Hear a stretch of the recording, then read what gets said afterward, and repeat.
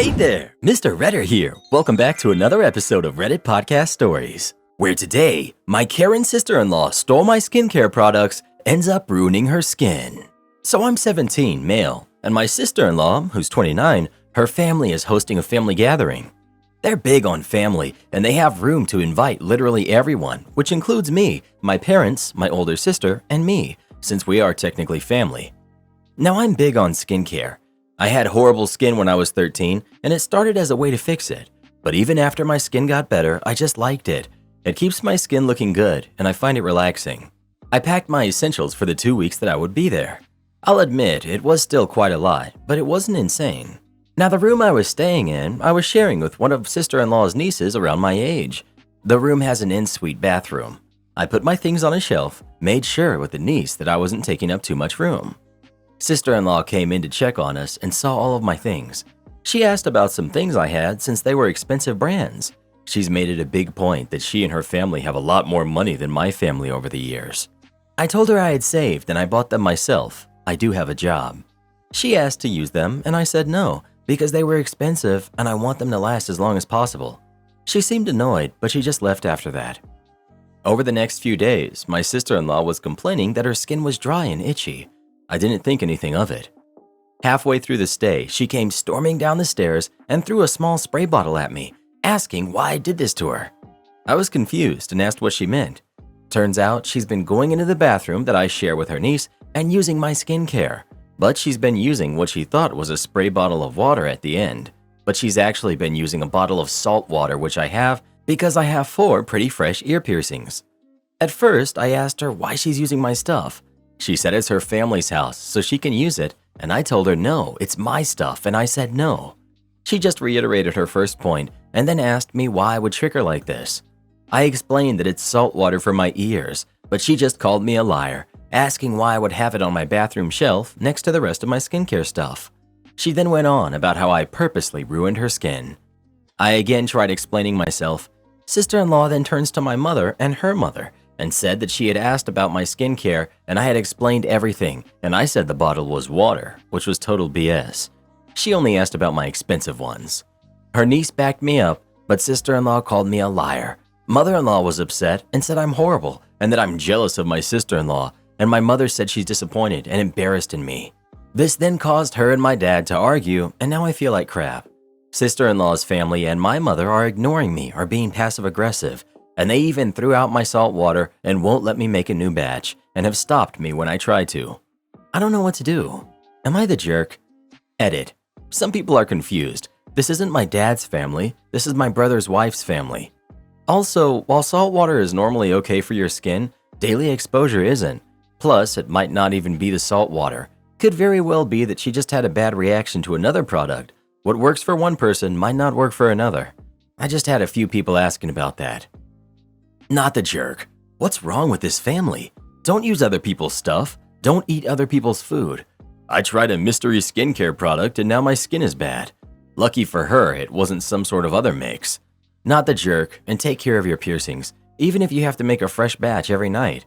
That's some serious business. You don't want an infection.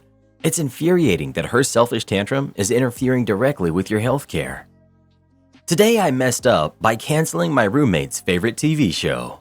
This didn't happen today, but many years ago when I was in college. My roommate was obsessed with one particular TV show, which I was also a fan of, but he was very into it. He joined different forums and groups about it. He participated in chat rooms about it. He was obsessed. At the time, it was up in the air as to whether or not the show would be canceled. So, being an immature 19-year-old, I decided to have a little fun with it. I had recently found out about this service that would distribute anyone's article for free. Knowing that my roommate had alerts set up for everything to do with this show, I was fairly certain that if anyone was going to see what I was about to do, it would be him. I wrote up an article announcing the cancellation of the show. I started it off by making it sound very official and professional, and then deliberately threw some bizarre statements into the article, things that would never appear in any official announcement. I looked it over, sent it in, and promptly forgot about it. The next morning I got up, jumped in the shower, and started getting ready for class. I heard my roommate shout, "Oh no!" I walked back into the room and asked, "What's going on?" My roommate looked devastated. "They canceled it. They actually canceled it. They're idiots. I asked him why they had done that. He proceeded to read the rest of the article out loud. As he reached the bizarre statements, he got a confused look on his face, held his hand towards the screen and said, "What is this crap?" I burst out laughing, and my roommate realized he had been had. He shook his head. "You're a jerk. Seriously, dude? How did you even get that out there?" We had a good laugh about it. He vowed to get me back, and I went off to class. Later that day, I walked into our dorm, and my roommate had a huge grin on his face. "Congratulations, dude. You're famous," he said happily. "What did you do?" I asked. "Oh, I didn't do anything," he replied. "This is all you're doing." He sent me a link and told me to open it up. The link opened up to a post on one of the fan forums of the show. The subject was the show's cancellation, and the post was a direct copy of my fake article. People were reacting with devastation and pure outrage at the network's decision to cancel the show. They had overlooked the bizarre statements and had taken the fake article as an official cancellation of the show. I couldn't believe that it had gone this far. I read page after page of devastated fans mourning the demise of their favorite show. After then, the mood shifted. The creator of the show posted on the forum after he was contacted by several fans.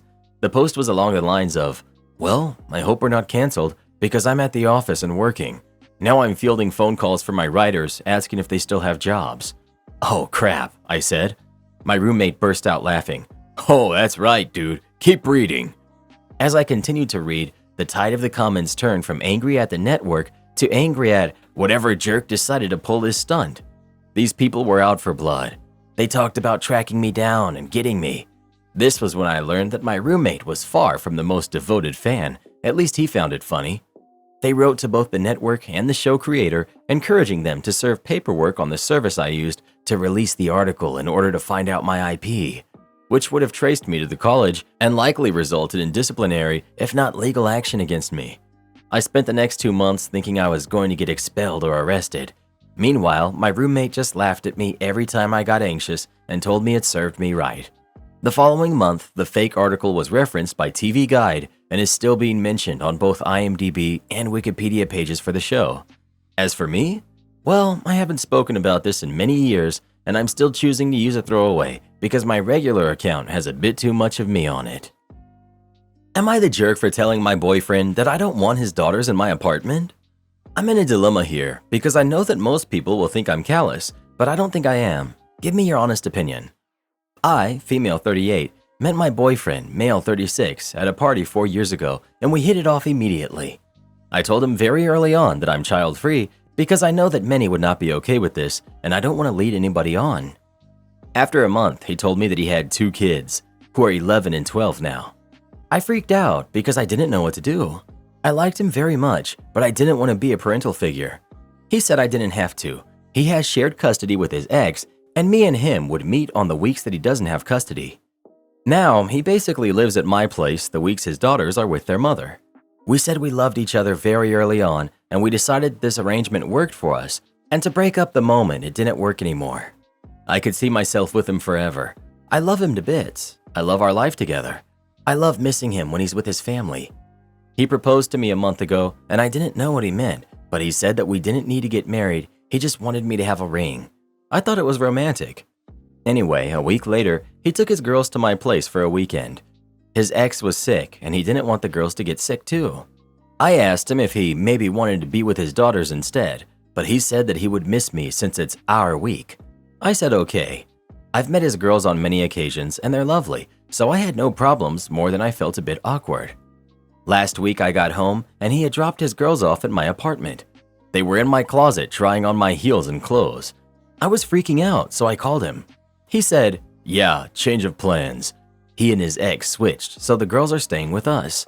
When he got home, I told him I couldn't do this. If he was having problems with our arrangement, then I understand, but I still don't want kids at my place. He called me the jerk because his girls have done nothing and are polite, etc. He loved me and we're engaged. Did I expect us to have 2 separate lives when we've been together for 4 years and love each other? I'm tired of these guys thinking I don't really mean it when I say I don't want to have kids. I love him and I do want to be with him, and I see our future when his girls are old and left the home, and we could live together and even get married. But I don't think I'm being the jerk. Yes, maybe our way is not traditional, but my love for him is no less for it. Update. I've talked to my boyfriend, fiance, and we are ending things. He's as devastated as I am, but I can't hurt him anymore. I always thought you break up when the love is gone, but now I know that's not how life works. I've been naive. He's asking for a break or to keep in touch, etc. I don't think this will work. If we're going to get over each other, I think we need to break clean. I don't know how I'll manage. God give me strength. Thank you. If anything happens to their mom, they're moving in with you permanently. Yeah, and no such thing as, I don't want to parent your kid. That's unrealistic. Kids aren't going anywhere. If it's a choice for you, OP, or kids, he will choose his kids. So I guess it's decision time for you then, OP. It's him and kids, or you move on. You're not a jerk for not wanting to parent. It's what you want, and you made it clear. But maybe the love messed up reality. But a decision will have to be made, eyes wide open. Am I the jerk for telling my son's pregnant girlfriend to get a job once she has the baby or move out? My son, Steven, who's 19, has been getting into trouble with the police for numerous small-time offenses like stealing and fighting, which resulted in him getting sent to juvie for a few months. When he came out, he had to check in with probation regularly. At the probation office, he met a girl, Lizzie, who's 21, and they hit it off. She'd just come out after a year inside. Her family are very well off, but they kicked her out, so she was living in a hostel. She was only there temporarily and had nowhere to go after that, so with my permission, Steven offered her to come and stay with us. When Lizzie first moved in, it was tough for her. She's used to quite a comfortable lifestyle and was hoping to return to one when she came out, but she settled in quickly. I gave Steven one more chance after he came home, and fair to him, he's managed to get a job laboring on a building site. Lizzie, however, has refused to get a job. Before she got arrested, she was studying for a degree and sees jobs like cleaning or admin work as beneath her. She's trying to find an entry-level job in the field she was studying, but has had no success. This is a bit of a problem, as even with me and Steven working, we only just make enough to cover the rent, food, and bills. More than once, we've had to go days without hot water. Lizzie became pregnant a few months back and decided to keep the baby, which Steven is fully supporting. I'm happy for them, but this will give us another mouth to feed. I said that as soon as the baby is born, if both mother and baby are healthy of course, I expect Lizzie to take a job, any job available. I work as a cleaner in the evenings and nights, so I'm around in the daytime to take care of the baby while Steven and Lizzie work. I told them that if Lizzie refuses, they can look for a place of their own. This made Lizzie cry and say she doesn't want to do a soul-destroying job because she used to have a bright future ahead of her. I understand this and it's unfortunate, but I've worked crappy jobs all my life. And this building site job is the first one Steven has ever had. Living where we do, crappy jobs are part of life, and we won't be able to provide her baby with a comfortable home if she doesn't get one. Am I the jerk? Not the jerk, but why are you happy for them having a baby? Seriously, they're financially insecure, they both have records, their job prospects right now are completely dim, and you're happy for them? Doesn't anyone under 25 on Am I the Jerk know how to not have kids? But on the question of whether Lizzie needs to contribute, you are not the jerk. Her best bet is to show up pregnant at her wealthy parents and beg for support. Seriously, this is her best option, which is why being happy for them is completely mental. I'm guessing I'm happy for them means, well, she's already pregnant and he already agreed to support it. So if I say I'm not happy for them, it will just upset the apple cart. So I'll agree that every baby is a blessing. Not the jerk. But to be honest, it might be best for her and the baby, and for you, if she did both, got a job, and moved out. You're the jerk. You're a parent, and part of that job is being there for your kids no matter what. Once they have a family of their own, you're then a grandma. Stop running from your responsibilities and just be a decent human being. If you refuse to, don't be surprised when your son and his family go no contact with you. If they go no contact with her? That sounds like a good thing to me. Well, who do you think is the jerk? OP or her, I can't really say daughter-in-law, son's baby mama? Never enable lazy, entitled people. They'll take advantage of you as long as you let them. Am I the jerk for lying to my partner about having kids and laughing about it? So I recently became engaged to my 34 female partner who's 35 male. We met on a dating app 3 years ago and we hit it off from the start. 5 years ago, I got my fallopian tubes removed. I've known that I didn't want to give birth since I was 15 years old, and I've never changed my mind. I always said that if a kid came into my life, I'd love it, but I'm not actively seeking that out. On my dating profile, it explicitly states child-free and infertile, verbatim. At the beginning of our relationship, my now fiancé regularly referenced other things I put in my profile, so I had assumed that he had read that part and kids never really came up in other convos. Well, last night he mentioned that I should consider stopping my birth control since now that we're engaged, and given our ages, we should start trying to have kids. I honestly thought he was joking and I laughed. He got frustrated and asked me why I thought it was funny, and I reminded him that the second line of my dating profile said I was infertile. He was shocked and called me a liar. I happened to remember that I sent a screenshot of my dating profile to a friend for review around that time, and I pulled up the old convo with her to show him the time and date, and that indeed it stated I was child-free. I told him I had my tubes taken out, so there was no chance of me getting pregnant without outside help. IVF is technically still an option, but I don't want to put my body through that. He stormed out, and his mom called me crying that I've ruined his life. His sister sent me a long message about how getting my tubes removed should be illegal, and how I'm a monster for stringing my fiancé along. To be honest, his family never really liked me because they think I'm beneath him. A cousin told me it's because of what I look like, and I'm a career woman in a male-dominated field. Plus, we share the household labor 50-50, and I make more money than he does. Because of this, I don't take what they say too seriously, but I'm starting to feel bad. His family believes I stole years of his life and ruined future chances of being a father by lying about my fertility status. He asked for space when he stormed out, so I haven't reached out to him. I do love him, but I'm starting to have serious second thoughts given his family's reaction. I realize now that we should have talked about this before, but am I the jerk for how I handled the situation? Update. So my fiancé came home this morning and I asked him if he wanted to talk. He said there was nothing left to talk about. I asked if he wanted the ring back and he just got angry. I've never seen him like this, and I tried to speak calmly to him, but he was just yelling about how I was giving up and wouldn't even talk to him. I reminded him that I had asked if he wanted to talk and he said no, to which he responded that he didn't think I'd go all crazy over a disagreement. This was a huge wake-up call for me. I asked him why he had never brought up kids beforehand, and he said because he knew I would get all weird about it. I tried to get him to clarify, but he just kept saying he couldn't talk to me when I was like this. I swear I never raised my voice and tried to speak calmly the entire time. I told him I can't have kids, nor do I want any. I don't want to give birth. That seems like a deal breaker for him and his family. He said his family had nothing to do with this, and I asked why he told them then. He said because he was hoping they'd talk some sense into me. I told him I was ending the relationship and staying with my dad for the time being. This didn't go over well. I'm still kind of shaking. As I was leaving, I asked him how long he's wanted kids, and he admitted he never thought about it, but he knew I didn't want any. But now that we were engaged, it wasn't just about me, he had a say in it. I told him I physically could not get pregnant without IVF, and I asked him how he expected that to work. He responded that I didn't know what I was talking about.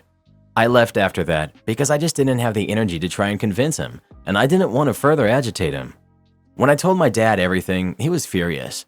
Apparently, when my fiancé spoke to him about proposing, he didn't ask permission. Both my dad and I are opposed to that tradition, just basically letting my dad know his plans. My dad asked him if he was okay never having kids, as I'd had my tubes removed. My dad says he specifically brought it up my surgery. My fiancé told my dad that it would always be my decision. I'm thankful this happened before we started any of the wedding planning, but it feels like I swallowed a boulder. I know I need to be more adamant in the future about my stance on having kids, and I promise I will have these discussions with future partners openly and from the start. I blocked his family from messaging me after they added me to a group message and started throwing Bible verses at me and saying that I'm defective for not wanting to have kids. I don't have the energy right now to be petty, so I just blocked them. My dad is going to help me move my stuff for the next couple of days. I'll talk to my landlord and figure out my lease. Thanks for all the feedback. It was helpful to understand where I went wrong.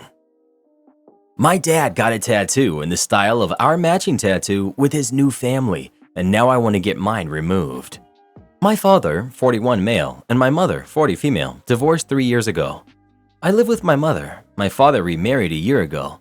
His wife has 2 kids who are 18 and 15. Me, 18 female, and my dad got a matching tattoo 2 years ago. It was a simple outline tattoo of a photo of us. After my dad got married, things started to get a bit more distant between us because he started to spend more time with his new family. Besides that, I think he doesn't want to see me around them. I don't know why. After all, I've never treated any of them bad. Yesterday, he refused to meet me on a weekend when we were supposed to spend time together, saying he was unavailable, and he reposted a story of him hanging out with his new family. While looking at the photo, I saw that he got a new tattoo on his arm. It was an outline tattoo of a photo of him with his new family, just like the tattoo he got with me. Now, I know that millions of people have these tattoos, and it's not my original design.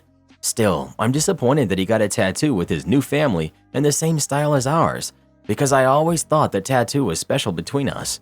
Now I'm thinking of getting it covered or removed. I called my dad in the evening and asked him why he was hanging out with his family instead of meeting me. He said they planned it earlier, which doesn't make sense because it was agreed in court after the divorce that I could spend time with my dad every weekend. So, "we planned it earlier" was a pretty BS excuse. He also knows that I'm totally okay with spending time with his family. When I told him that, he said, "It's not that simple." I guess I'm too dumb to understand complicated things because he doesn't even try to explain it. Then I asked him why he got his new tattoo in the same style as ours. He said he didn't think it would be a problem for me. I told him, "You broke something special between us. How can you not realize that? I think I'm going to get my tattoo covered. You can do the same." As a result, he thinks I'm overreacting and I shouldn't be so selfish. My mom says that what my dad did wasn't such a bad thing. She thinks we should sit down and talk. I'm not sure. Am I the jerk? Not the jerk. Getting a tattoo in the same style could have been a cool idea if he had talked to you first. That he didn't, then appeared to avoid you to hide it, shows that he knows it was crappy. Even if that wasn't the case, you can cover up your tattoo whenever you want to, including a previous one. But that also means you don't get to ask him to cover up his. You can hate it and tell him that, but you can't demand that he change it. Bachelorette ruined my friendship. I'm the maid of honor and organized a weekend getaway for the bride and her bridesmaids and a few friends of hers, 10 people total. None of the girls, including myself, are friends with each other outside of the bride. I had a really hard time organizing this event because in the group chat, no one would reply, and I was left high and dry for a lot of the decision making. Eventually, the same 2 girls would chime in and would offer to help. About a month ago, we made a group chat, just the 3 of us, to figure out last-minute details of the trip, since we're the only 3 really involved in the planning. The bride, from the beginning, has said she didn't want to be involved in the planning at all. Keep this in mind. Anyways, the weekend rolls around, and the bride ends up ignoring me most of the weekend. She only spends time with her other friends. I've yet to get any appreciation or thank you from her about the planning. Also, keep in mind, everyone spent around $1,500 for the Airbnb, activities, etc., while the bride paid for nothing. The last day comes and things are tense. I've hung out mostly with the other 2 girls from the group chat because they're really the only ones I've become closer with. During the bachelorette weekend, we used the group chat once to organize a surprise we had set up for the bride. We had set up decorations and a picture-taking area, a full table spread of cheeses and meats, a custom-made cake, and bride-personalized drinks, all for which she completely ignored when she saw it. The last night there, the other girls got invited to some retired hockey player's house, and the cab ride is $100 one way to get there. Considering the cost and that it was really not my vibe, I said I'd stay back, and the other 2 girls I was with most of the time also decided to stay back. The next day when we were packing up to leave, it was really uncomfortable. No one would look at us or talk to us. I was the only one with a truck, and the other girls shoved all of their stuff in my car so that there was no room for anyone to drive with me back home, which was an 8-hour drive. We get back home, we meet at the bride's house and unload my truck. As I'm pulling out of the driveway, the bride runs up to my car and says, "I want to see your phone and messages with the group chat with the other girls." I say no, that's really uncomfortable and is invading their privacy. She said fine and walks off and says nothing to me as I leave. From what I've collected and can infer, it probably seemed like myself and the other 2 girls were cliquey. However, I personally talked with everyone else a lot, but was getting ignored by the bride. I'm at such a loss. We're adults, and I'm being asked to share my text with a group of girls that I was asked to interact with outside of the bride in order to organize her bachelorette. And now she's worried we have become friends without her? This is something I've been told explicitly. I want to pull out of the wedding for how poorly I've been treated. She's been such a horrible friend, and her asking to go through my messages has been such a breaking point for me. Edit. For those asking, she wanted to see the chat because she said that she is insecure about me talking with the other girls about her, so she wants to see what's in our group chat. I absolutely had nothing to hide. There's nothing in that group chat. But I said no and told her she can ask the other two girls and then can see it because it's their messages too.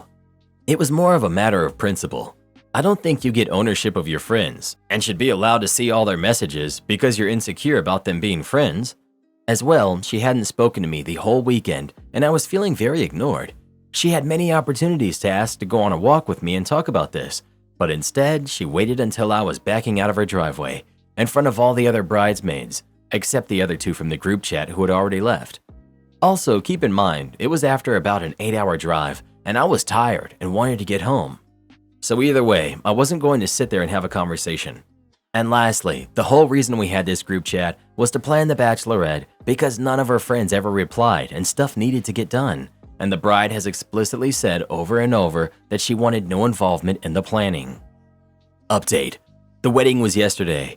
I didn't go and haven't spoken to the bride since I told her I was dropping out of the wedding 2 months ago. Another bridesmaid also dropped out. The third girl mentioned in the original post did go, but said she regrets not dropping out.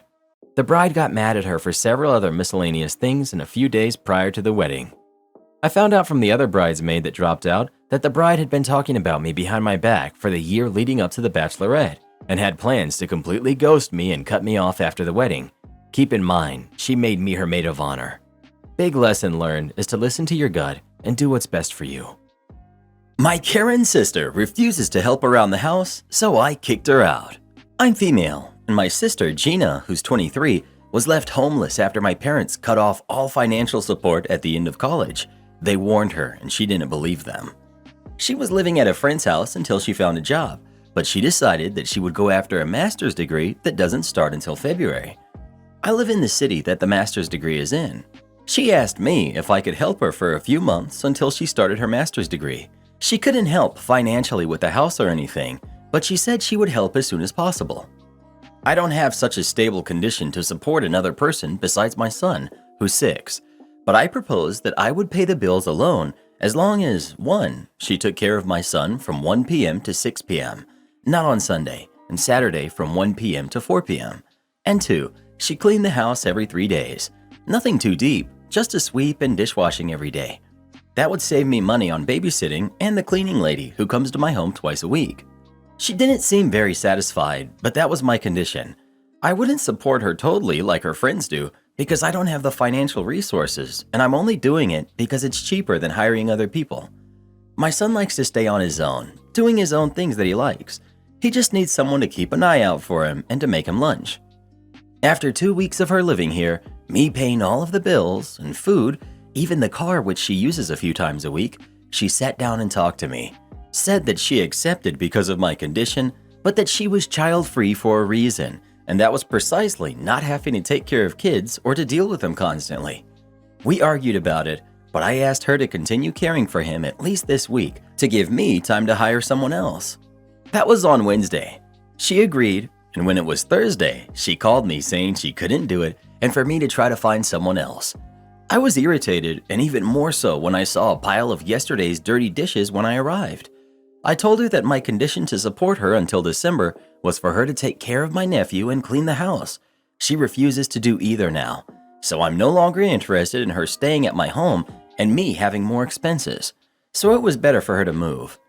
She started saying that she would eventually pay for everything when possible and that I was using her by asking her to work without being paid properly. We argued, but I made my decision and I gave her 15 days to move. She's calling me the jerk. Am I the jerk? Not the jerk. I think your arrangement was fair to both sides. If she can't hold up her part, then you're not under any obligation to hold up yours. Not the jerk. I wouldn't have even given her 15 days, OP. That was nice of you.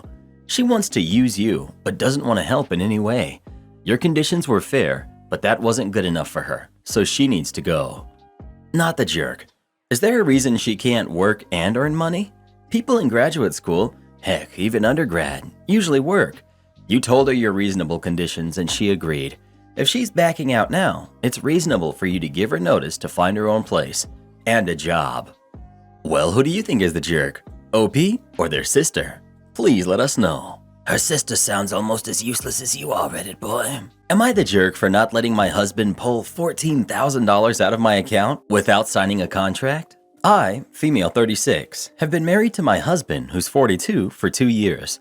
I've never been married before him, but he was married twice and has 6 kids. He requested our finances to be split. Fine by me, because seeing how he blows through his money is so frustrating. He says he has kids, commitments, and has to provide, but I don't think that kids would need that much money to live like the other kids. His bank account is almost always empty, whilst mine has over $20,000 in it. We take turns paying for daily expenses and stuff. Lately, he's been struggling with money. He borrowed from a number of people, including my own brother, about $4,000 from him just a week ago. He just seemed desperate for money. I asked what the deal was, and he said that he needed the money for the kids, which seemed fishy since kids don't really need that much money for their expenses. The eldest is 16. He came and asked to borrow $14,000 from me, pull it from my account and into his. I tried asking him what he needed the money for, but he said it was none of my business, then insisted that he'll return it ASAP. I said okay, but under the condition that he sign a contract stating he'll return the money in full. He acted all shocked and offended, then went on about how I don't trust him and his word. I told him that's all I got and this was my one and only condition. He kept ranting about how I'm refusing to help and making the situation more difficult for him instead of cooperating. I insisted on a contract to be signed before he even pulls a penny, and this morning when I told him this one more time, he blew up and said that we're family and that I should be ashamed for involving courts and lawyers between family. He left the house and was so upset he hasn't responded to any of my calls yet. Am I the jerk for standing my ground with this condition? Update. So we talked after he got home, and when I tried pressing him to tell me what he needs the money for, he gave me the same attitude and said, I don't have to worry about it. I still stood by the condition I made, and he called me useless, then stormed off to spend the night with or at God knows who. Not the jerk. Is he a gambler? He insisted that he'll return it ASAP. Sounds like he's counting on that big win. OP is not the jerk for sure. I hope she had a prenup. Husband needs help. If you could return that much money ASAP, you wouldn't need it in the first place. You would be open and honest about your time frame for repaying it. This is absolutely a gambling debt. I've been around this. The last person I had to cut from my life was this person, a friend who gambled constantly, always needed to borrow money, contingent he'd be able to pay back double as soon as possible. That doesn't make sense. It doesn't here either. 2 years sounds about right for the maximum amount of time one is able to hide something like this from another person that's close to them. OP has $20,000 in the bank and is willing to give her financially irresponsible husband $14,000 if he agrees to sign a piece of paper? Whether he signs a contract or not, there's no way she's getting that money back. I'm a lawyer. In most small claims court, you can only sue for $5,000 or maybe $10,000, and even that takes time and effort just to get the judgment.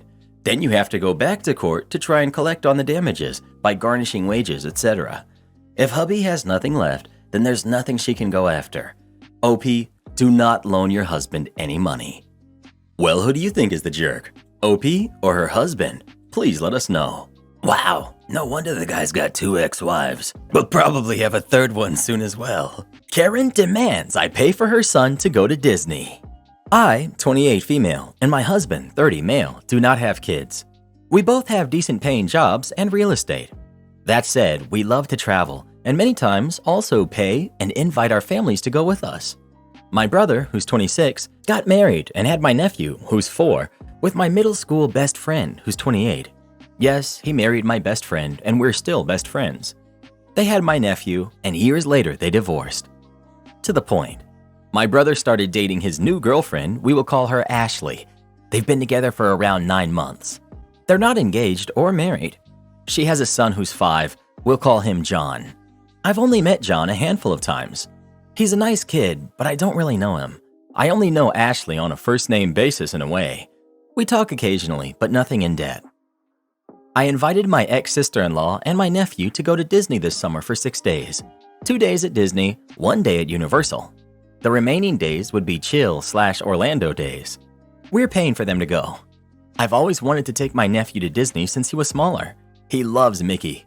We didn't tell him in front of John or Ashley, but it made it back to Ashley that we're taking him. She confronts me at a family dinner on the side, and tells me that she's upset we're not including her kid and that he should have been invited too. She said that he doesn't feel like he fits in or his family with us and that we're excluding him from Disney and it's making him cry. I was so shocked.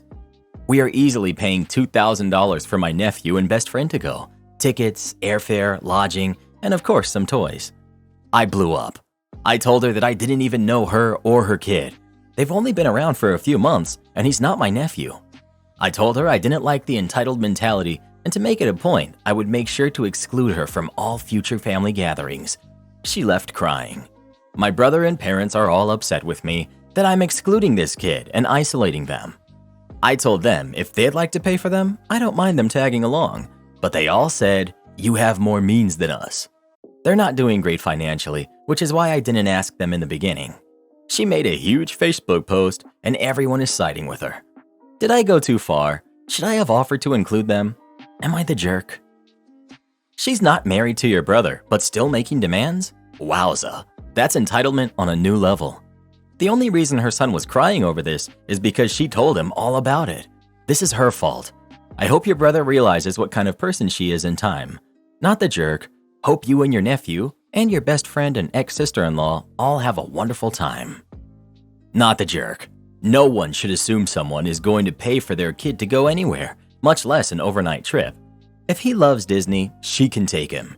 If his feelings are hurt, he's not going to Disney, then that's on her, especially since she apparently chose to share information on the trip with her kid. Everyone sucks here.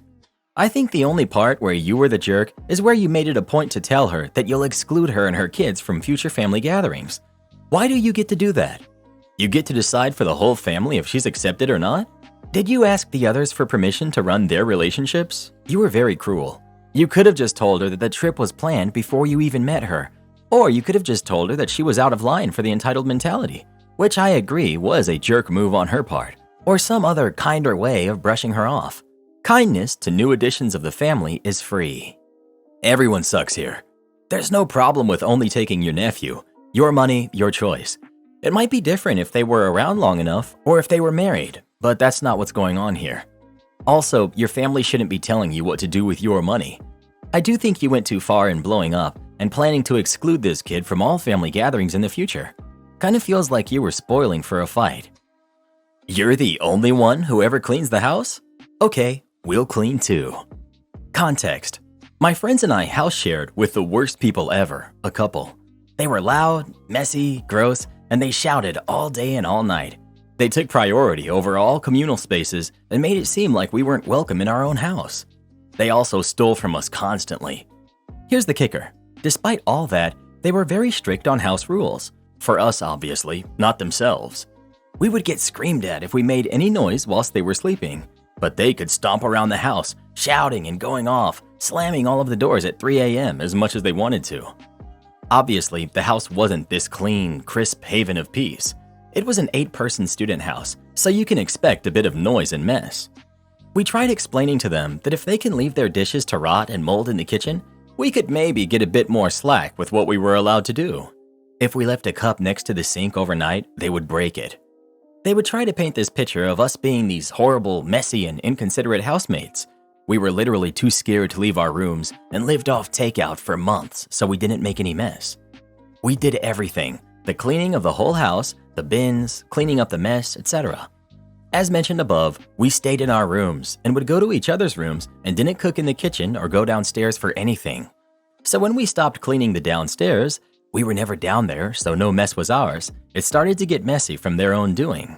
Empty drink bottles everywhere, cushions thrown around, rubbish all over the floor. One of them decides to tidy their own mess before they both left for a few days. We were finally able to relax and chill downstairs. We didn't feel anxious anymore. We went out. They didn't let us leave the house without them.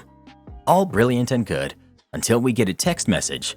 Can we make sure to keep the house tidy, as I've just cleaned all of the downstairs as it was too messy? The text changed something in me. I don't know if it was the acting like cleaning up your own mess is this amazing favor, or acting like it wasn't her and her boyfriend's mess she cleaned up, and us disgusting little rats would mess up her beautiful cleaning job instantly. So I decided to clean. I picked up everything in the living room and kitchen that belonged to them and put it in a nice big pile over their personal hob. When I say everything, I mean everything. Bits of their rubbish, their moldy mugs and plates that had insects on them. The man had a whole countertop dedicated to empty spice containers. I wasn't allowed my cup with my cutlery in it on the counter. When they found the pile, they asked me why I didn't throw out the rubbish. I said something along the lines of, "You said you cleaned these rooms, so I assumed you wanted to keep the moldy wrappers since they've been here for weeks." I honestly just wanted to show them that they also make messes too. A lot more than anyone else here. Also that her impeccable cleaning missed a few spots. My friends expected guests to pay for drinks at their party. This past weekend, my wife, who's 41, female, and I, 42, male, attended one of our friends' parties that I was invited to. For context, my friend, 42, male, and his girlfriend, who's 48, and their two friends, also mid-40s, were hosting this party, the four of them together. A few weeks ago, when I received the invitation, I realized that it said on it something along the lines of, "Please be prepared to purchase your own drinks." Didn't think much of it at the time, considering I just thought they were hiring a bartender or something. But fast forward to the day of the party. I arrive with my wife, and it's my friend and his girlfriend standing behind their kitchen counter that they were using as their bar, making and charging the guests for drinks. Now I was confused for a few reasons. 1. The fact that this party was held at my friend's house. It's not like this was at an event space or something where this would be normal in my opinion. And 2, there was no bartender that they hired or anything like that. It was literally 2 of the 4 of them standing in the kitchen at a time, making drinks for people, and then charging them all accordingly. Drinks were all under $10. Now, I don't know if this is actually a common thing, but I've never in my 42 years of living been to a party at a friend's house where the hosts are charging you for drinks. I've had multiple parties over the years that I've invited my friend and his girlfriend to, in which case they have attended, and I've never charged anyone for drinks ever. I've always bought all of the drinks myself and had an open bar type situation where my guests can make their own drinks, and I even had a proper bartender once, and still no one was charged. It was an open bar. I honestly felt like my friend, his girlfriend, and their friends were all trying to make a quick buck off of their guests who attended, clearly to cover the costs of the drinks. Which, yeah, I understand that booze isn't cheap these days, but we're talking splitting the costs of whatever they bought between 4 people. Like, in my opinion, if you can't afford to supply drinks at your own party, why are you having a party in the first place? This also wasn't for charity or anything. The money made off of the drinks was for them to split. My wife and I bought 1 drink each, stayed for about an hour or so, and said our goodbyes. When we were leaving, my friend asked why we didn't have that much to drink. I told him because I think it's ridiculous that they're charging their close friends for drinks. He called me cheap and an unsupportive friend. I assured him that I'm not. If the charging of drinks was for a good cause, like profits go to charity or something, of course I'd buy more. I told him I find the fact that they're charging for drinks and keeping the money for themselves ridiculous and taking advantage of their friends. Anyway, now my friend and his girlfriend are upset about this and have been calling me a jerk to our mutual friends. Am I the jerk? For any of those wondering, after reading the comments, my wife and I decided to exclude my friend and his girlfriend from any of our future parties. I blocked both of them as well. Not the jerk. That's tacky. I get bring your own beer, but this is a whole other level. I wouldn't have even gotten 1 drink. Not the jerk. That's just so weird. I could understand if it was in an event space or they had hired a bar and a bartender, but charging people for a drink in your own home is just weird. I would have left too. Normal friends. Hey, our budget's a little tight this month, but we still want to see everyone, so feel free to bring your own drinks. Your friends. Yeah, we're gonna charge you guys. Not the jerk. Am I the jerk for refusing to give my guests the same breakfast I have? So I, 19 female, and my boyfriend, 22 male, live together. We don't have much money and we try to be as frugal as possible, but we each have specific things in which we decide to spend some extra money on. Mine is breakfast.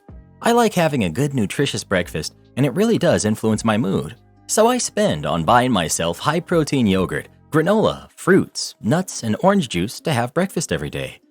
My boyfriend doesn't care as much as me of breakfast and doesn't even like yogurt and orange juice that much, so I usually make him something else with whatever was cheap at the supermarket that week, and he never has a problem with it. I have a friend who's 18 who studies in a city 1 hour away and recently came to visit for the weekend. She was our guest as we invited her. Everything was fine until Saturday morning. I woke up early and had breakfast. She woke up a little later and asked what I was eating because it looked great. I said thanks. When my boyfriend woke up, I told them they could make pancakes with dulce de leche, chocolate milk or coffee or tea, omelet, oatmeal, or homemade bread with butter or dulce de leche. I thought that was a great amount of options, more than I normally have at home. I also had the morning free and didn't mind spending some time cooking, so I was willing to make half-elaborate breakfasts. She asked me if she could have what I was eating. I was caught off guard, but tried to explain in the nicest way possible that my breakfast is something I spend a little extra on myself because I really enjoy it and I can't really afford to feed everyone the same. She frowned and said something under her breath I don't remember now, but agreed to have whatever my boyfriend wanted.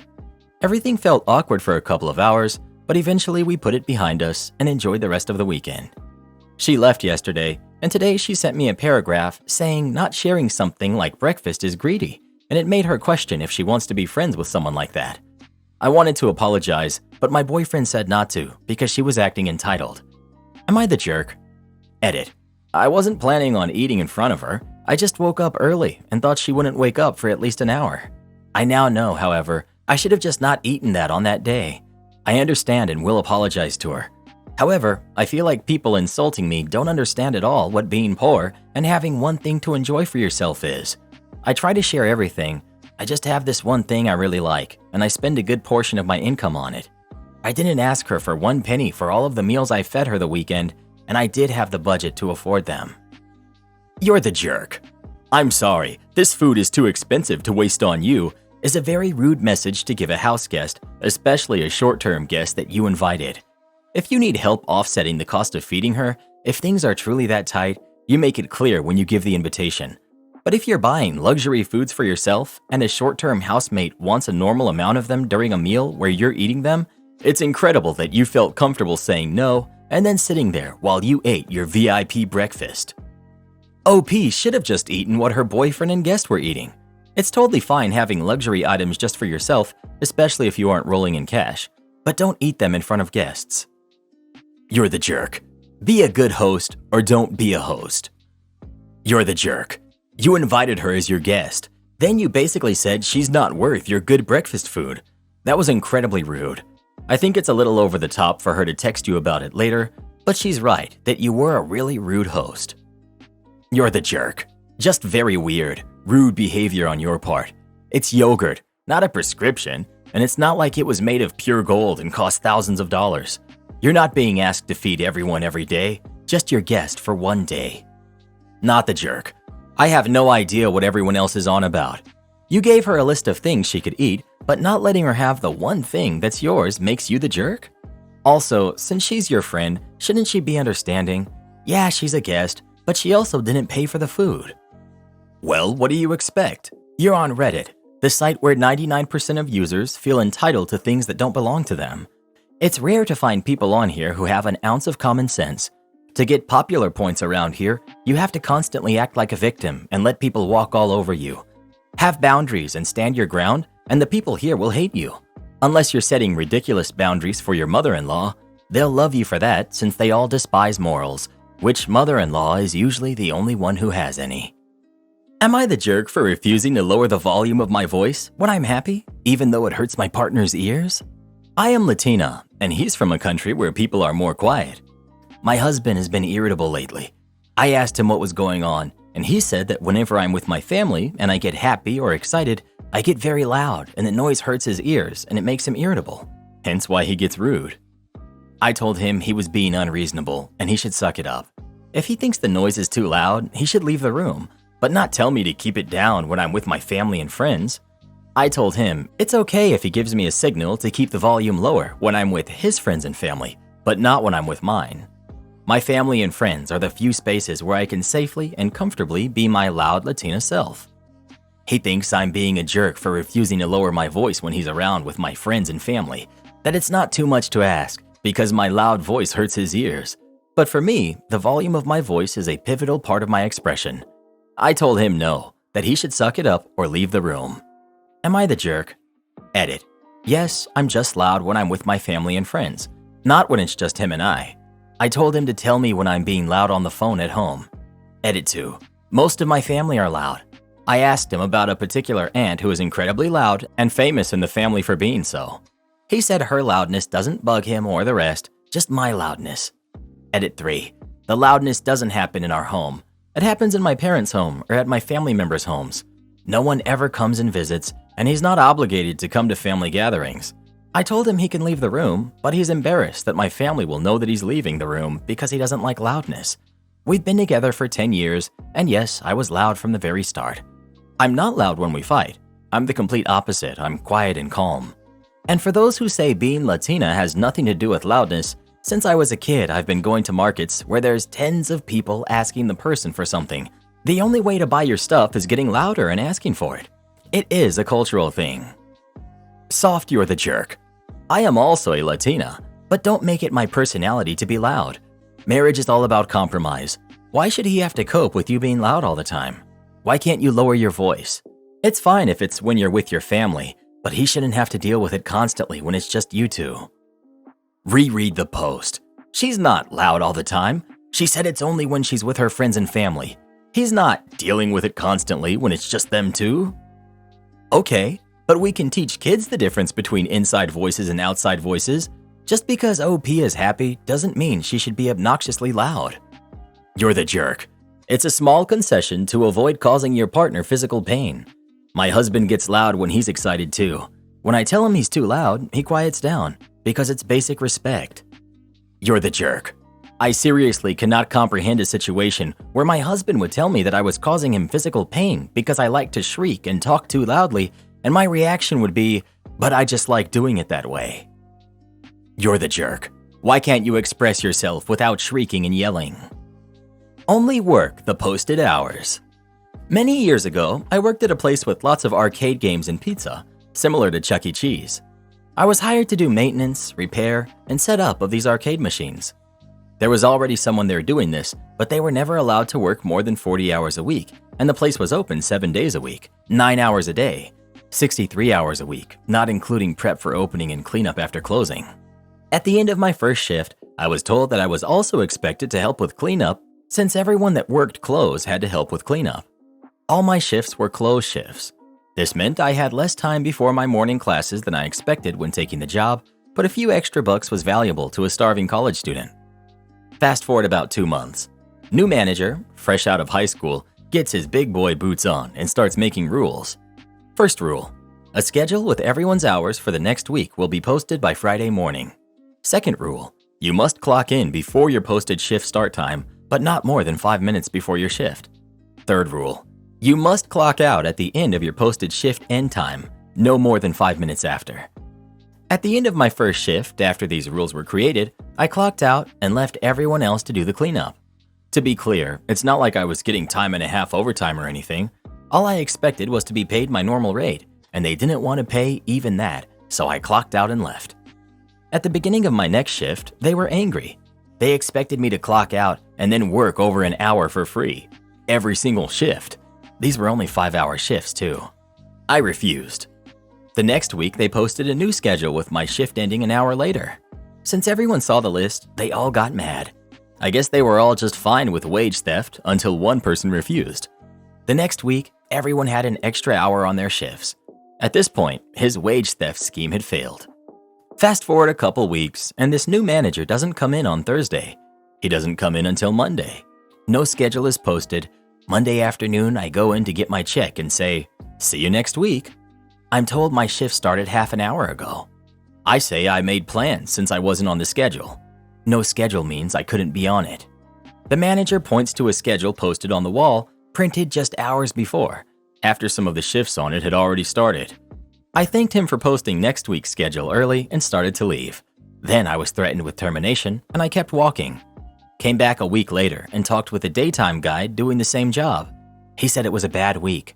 Many machines were down, and he was walking around with like $100 in tokens because he was spending much of his time giving refunds, to the point he didn't have enough uninterrupted time to make any repairs. He was also keeping a roll of masking tape with him to tape over the coin slots as the machines failed. This meant a lot more use on the remaining machines, which started to show it quickly. I go to clock in and was told I had been fired. I smiled and walked out. Spoke with the daytime guy a while later. Apparently, they never filled my position. People with mechanical and electrical knowledge willing to work minimum wage are rare. Instead, he was getting 14 hours a week and time and a half overtime, with a base pay almost twice what I was getting.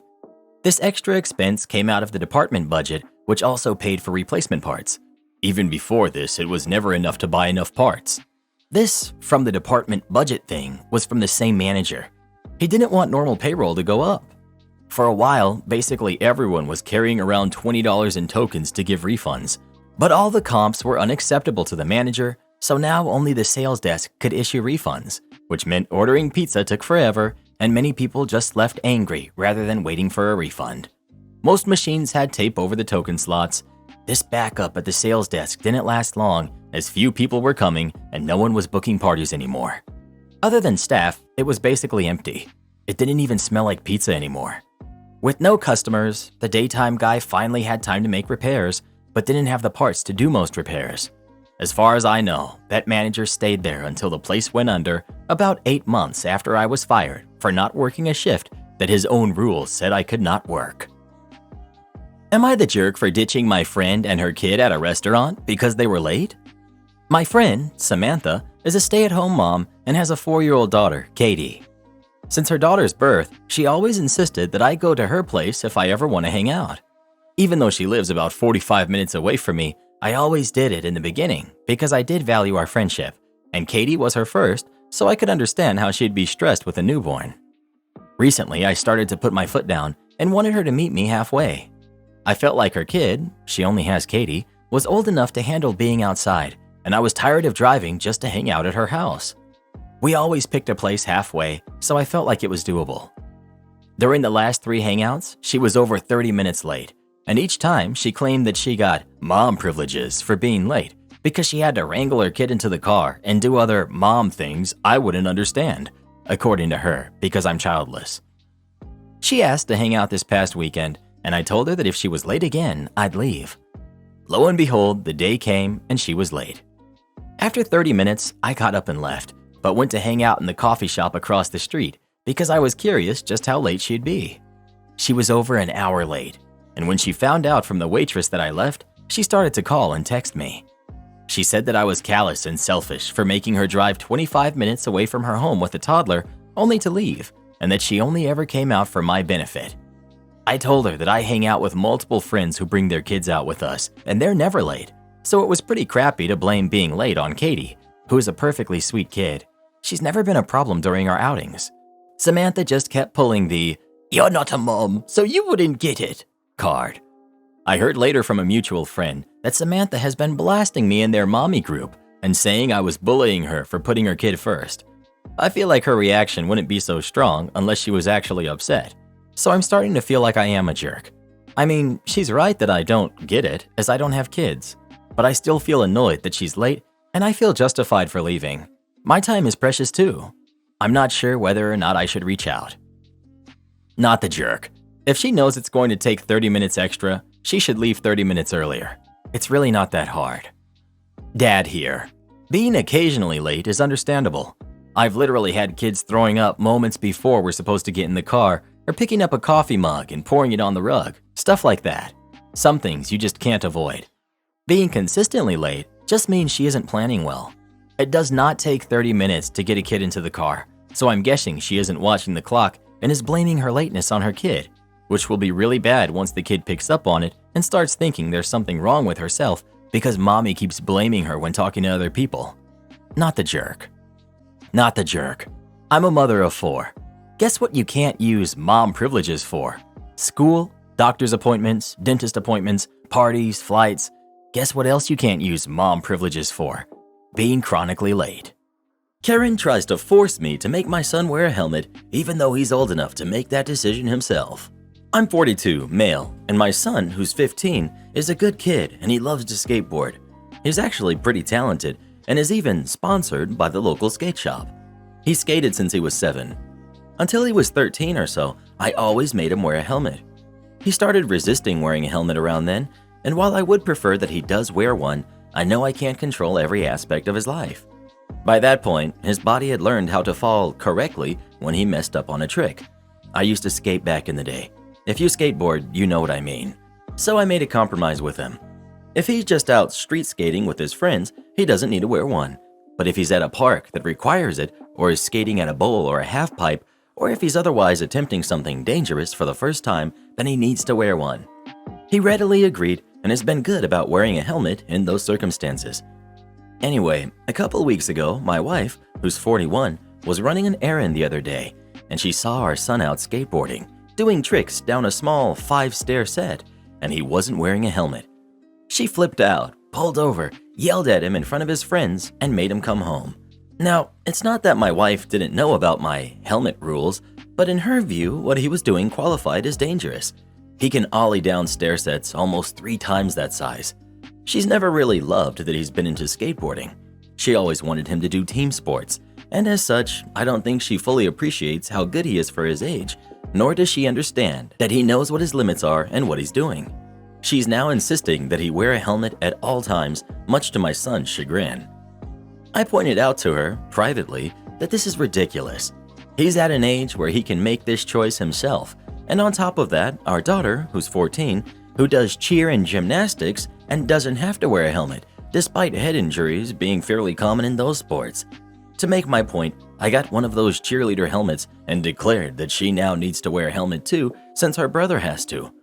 Our daughter is kind of a weirdo, and to her credit, thinks this is all pretty funny, and said something like, "I will be known as the helmet queen," and started wearing it at practice.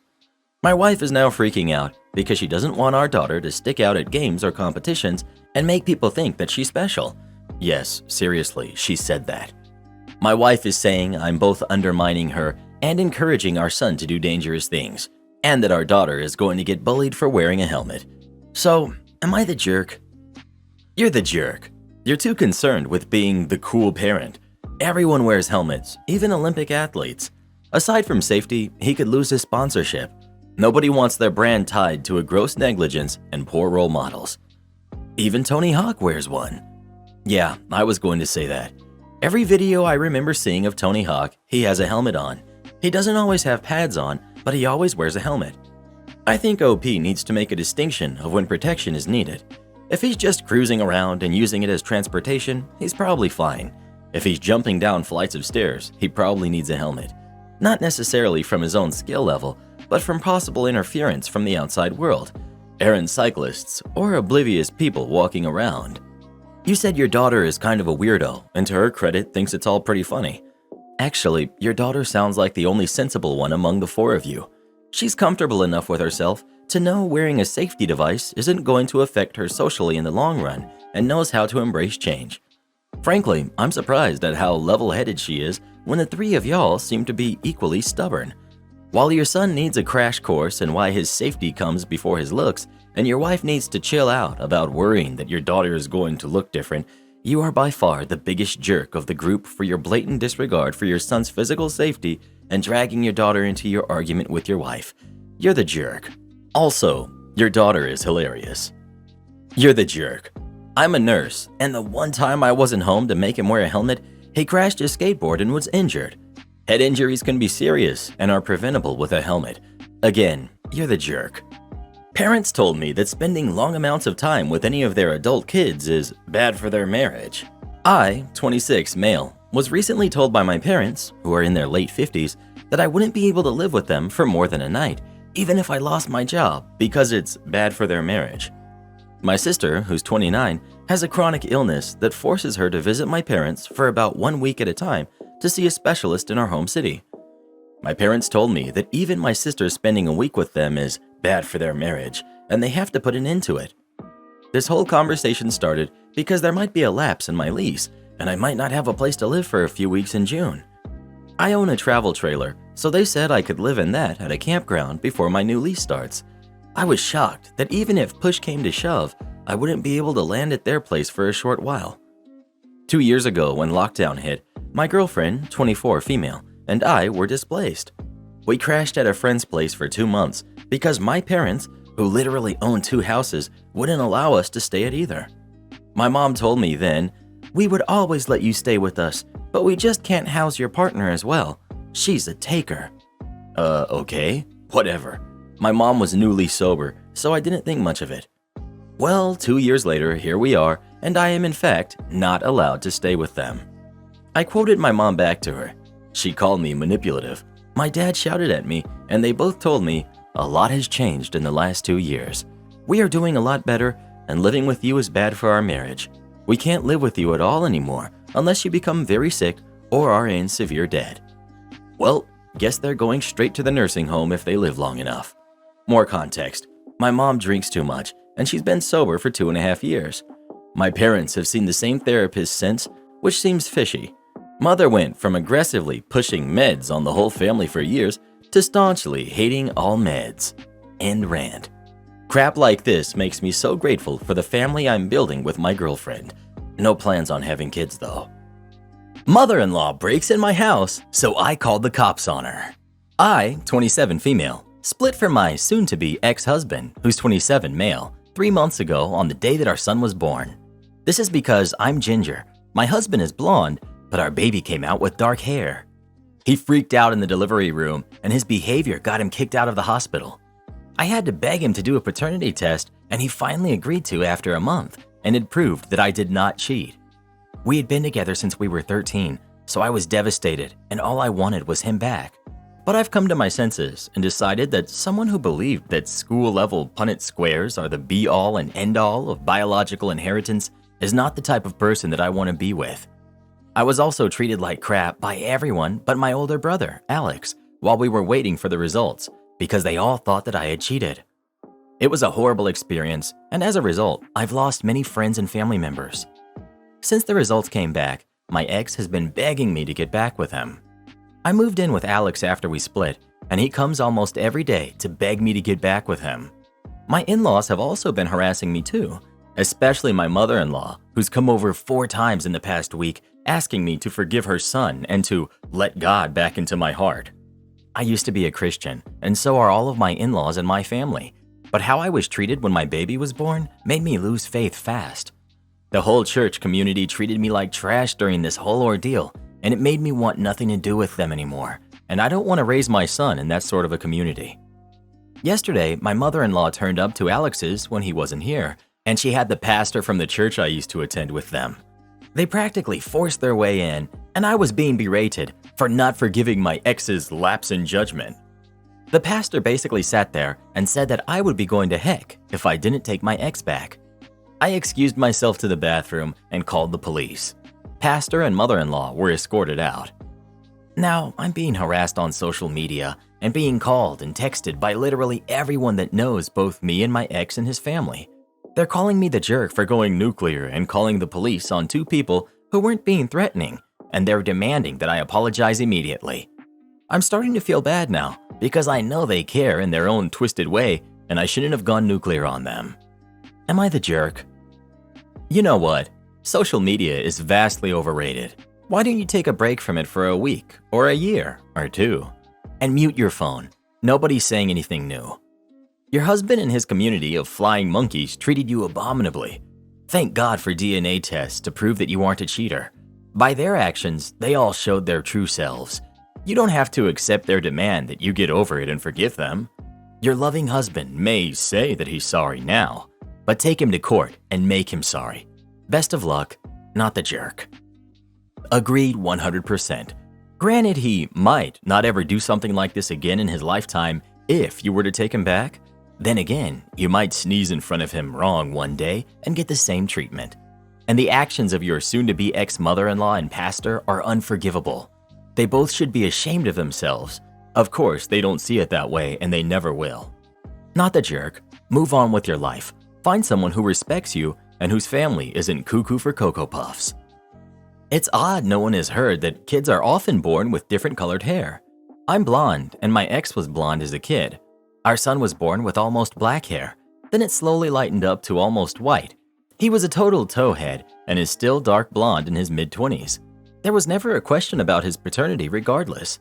These people are ridiculous and I'd cut them all out of my life. Focus on my now baby and move on.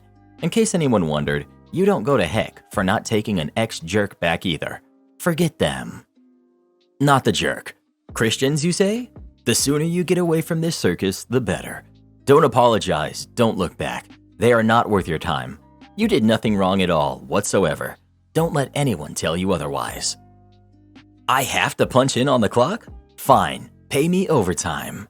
I, 31 male, started working for my uncle 2 years ago. He has a company with some business partners, and I work directly under him, learning every perk of running the business and also being a personal assistant to him. We settled on a contract in which I'd receive a fixed monthly amount with a bonus of an additional salary by the end of every year.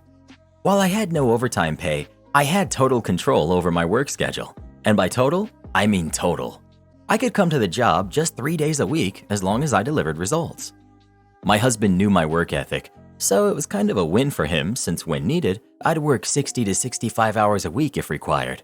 I could also work during a holiday, and I was available on call nearly 24/7 if anyone needed anything from me related to work.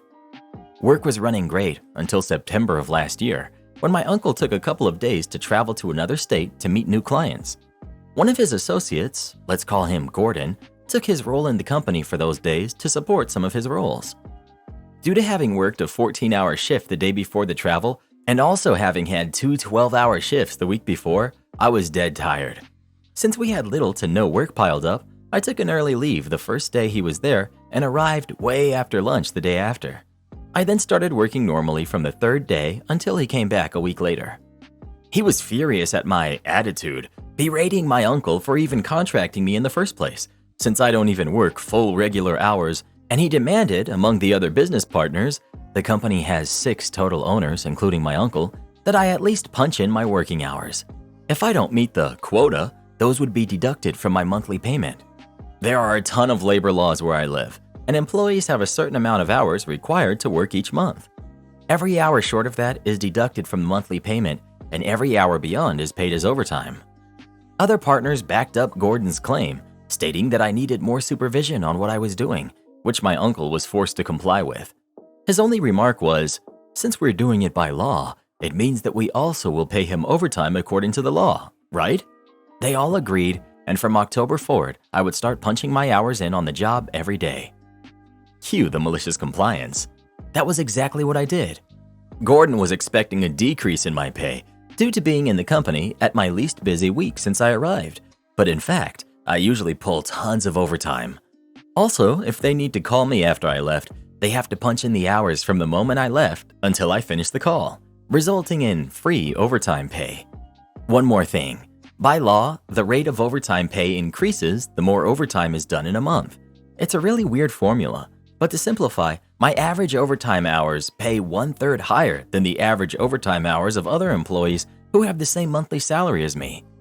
My monthly income is now 30% higher due to the overtime I started receiving. In a busy month, that could even get close to 50% higher, even though I'm actually working a little less than before.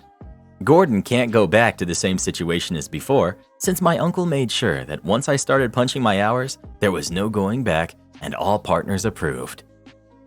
I got my jerk ex-friend kicked out of our friend group. I, 24 female, have epilepsy. I have a service dog, fully certified, who's trained to help me with my seizures. I've been diagnosed since I was a kid, and I've had my current dog, Bailey, for 4 years now, and she's the bestest girl around. Before Bailey, I had a previous service dog who we had to retire due to age, but having a service animal is by no means new for me. With her being a service dog, she's obviously always with me. I have a core friend group who hangs out quite often. My one friend, let's call her Anna, also 24 female, always makes really weird and almost passive-aggressive comments about me and Bailey. Example, "Dogs shouldn't come to restaurants. You're inconveniencing people," etc. She doesn't get that I legitimately need her for my own safety. It's not just for show. My seizures are really regular. For context, I actually get 2 different kinds. My small ones are petite mal seizures. This essentially just looks like I'm zoning out and staring into space. Quite often, people who don't know me wouldn't even connect this. My big ones are my main concern. These are facial seizures where I fully lose consciousness. This can happen a couple times a day for me, so it's obviously really important that I manage it to the best of my abilities. Anyways, our friend Anna wanted to host a game night type of thing at her house. When we got there, she lost it on me. She told me it was incredibly disrespectful that I showed up with Bailey without asking for permission first, that I can't just assume people will be happy with a dog always being around. that I should have just stayed home if I couldn't handle being out for a few hours without Bailey. I tried apologizing and pointing out that I assumed she knew I was bringing her since I've never gone anywhere without her. That set her off even more. The guys were finally able to calm her down, but her compromise was that I had to put Bailey in the backyard. I was an idiot and said fine because I didn't want to inconvenience anyone more or continue stirring the pot. Bailey went outside and I returned inside with my friends. I ended up having a seizure, blacking out, and hitting my head on the floor. I had to go to the hospital because of how hard I had hit my head. I guess my friend group absolutely went off on Anna for calling her hateful and toxic and a jealous jerk. I guess she was trying to say that I passed out for the attention and I got my way like always. Long story short, no one wants her around anymore. Since this happened to her, her sister and mom have been blowing up my phone, calling me the jerk and demanding I fix the situation, and it's honestly getting to me. So, Reddit, am I the jerk? Not the jerk. She sounds awful, to be honest. Your friend group was right to stick up for you. Her behavior was deplorable. Not the jerk. She literally caused you to suffer a medical incident. She had so little regard for your health and well-being that she caused you actual harm. I'd be sending her, her mom, and her sisters copies of the medical bill and then cutting them off completely. Not the jerk.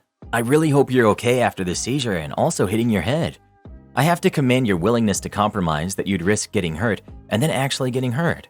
I know it's not intentional, but it sure got your point across. If your friend was a normal person, she would have apologized after the incident, but she doubled down and said you did it essentially on purpose. I think this is where she lost everyone. Am I the jerk for not wanting to sell my sister's horse? I'm 21, male. My sister, Layla, 21, female, has owned her horse since she was 7 years old. A little over 3 years ago, my sister had an accident in a sport which landed her in a coma. Layla's horse is boarded about a 4-hour drive from where I and most of our family live. My older brother, Jacob, 29, male, and his mom live less than an hour away from the stable. The horse is fully trained and Layla used to compete with him. The arrangement has always been that most of the horse's expenses would be paid for by Jacob's mom. Our dad isn't in the picture for any of us, as well as my mom and stepdad. After Layla's accident, Jacob started contributing financially to the horse's needs and even started riding him. Last week, my parents asked me if we could have a talk. When I got to my parents' house, my best friend and Layla's long-term boyfriend, Thomas, who's 21, was also there, and he didn't know why he was called over either. My parents pretty bluntly told the both of us that they were going to sell Layla's horse because it's unlikely that she'll ever wake up again, and it's not reasonable to keep putting money into the animal. I asked if they had spoken to Jacob or his mom about this, since they're the horse's primary caretakers and put a fair amount of money and time in as well. My parents said that they hadn't spoken to Jacob or his mom, and they shouldn't have to because it's Layla's horse and they're her parents. Thomas disagreed with this and offered to contribute financially to the horse, as well as driving up to take care of him. If and when Layla does wake up, she's going to want to know her horse is okay. I agreed with Thomas and put out the same offer.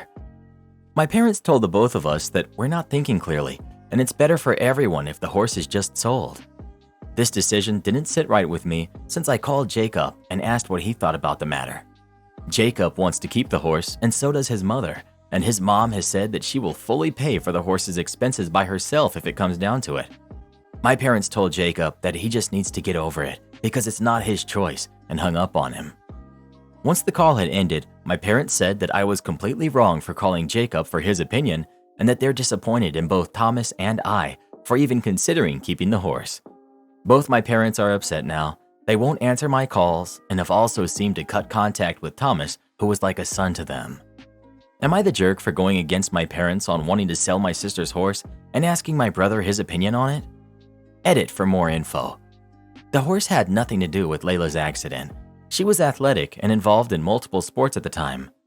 As far as I know, my parents are completely fine with money, though it is possible that they're just not telling me something.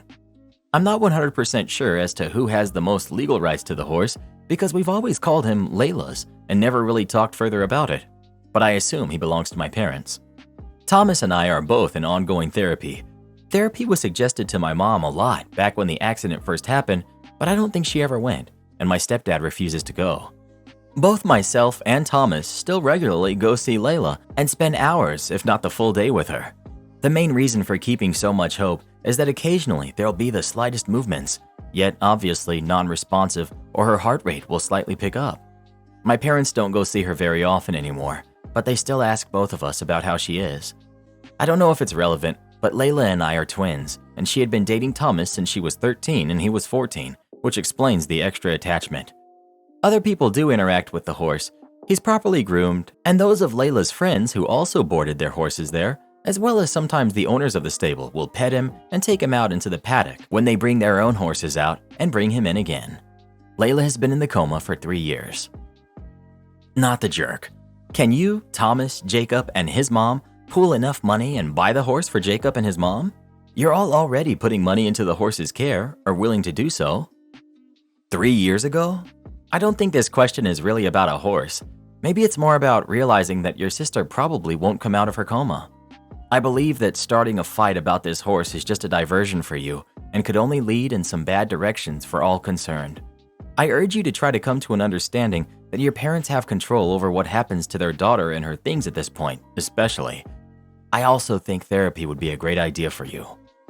No jerks here. Your sister is unable to ever ride her horse again. Best case scenario, she would need extensive physical and occupational therapy if she comes out of the coma, and she may never be able to or want to ride a horse again. Selling the horse is not giving up on her. Selling the horse isn't abandoning hope for her or betraying her. If Jacob wants to buy the horse, that's probably a good solution. Am I the jerk for stepping away from gift giving with my stepkids? I, 50 female, have been in a relationship with my husband, 52 male, for several years. We've been married a year, and there have been many gift-giving situations throughout. I've always been the one to make things happen. Someone wants something, I figure out how to get it done. I've always been involved in the gift selection process for his kids, who are both in their mid to late 20s. On my side of the family, we've never done the step words, and as it pertains to them, it's always been the kids or our kids. I've used it in this title in case you feel it's pertinent. So here's my issue. In each of these instances, I do not get a thank you. I barely get a vague acknowledgement. I did get an awkward, thanks, I guess, on one birthday. Gift giving has been mostly initiated and pre-planned by me. I usually enjoy it. I know it's not that the gifts have not been good gifts. I have overheard on more than one occasion one or both of them bragging about what their dad got them and how he's really stepped up his gift-giving game these days. It's hurtful. There's a lot of real estate between a hearty pat on the back and the disrespect that I feel. Something in the middle would be nice. I pay attention throughout the year to what they state their current interests are, an item they drool over, causes they like to support, etc., and what I would give for just a look me in the eye thank you sometimes. Most recently, one had a baby shower, and there were multiple tables full of gifts from 55 different people. 54 of them got a thank you. Guess who didn't? The slight was so obvious that another woman turned around, laughed, and said, "They didn't say it, so I will. Thank you." Yeah, not funny, but I'll play it off. It's all good, haha, pregnancy brain. I get excited about gift giving and how much they'll love something, and I just end up feeling lousy afterwards. Honestly, now that I'm typing this out, I realize that they know proper etiquette. It really is that they just don't think it applies to me for some reason. So, am I the jerk for telling their dad that I will never disapprove of any money he wants us to spend on anything he wants to give to his kids? I'm just no longer comfortable putting myself in that position when there is so little or no appreciation. I'll try to thicken my skin over this, and I'm hopeful that eventually I will resume my current level of active participation. But for now, it's okay to step back, right? Honestly, you really need to look at your husband here. He can set the tone very quickly.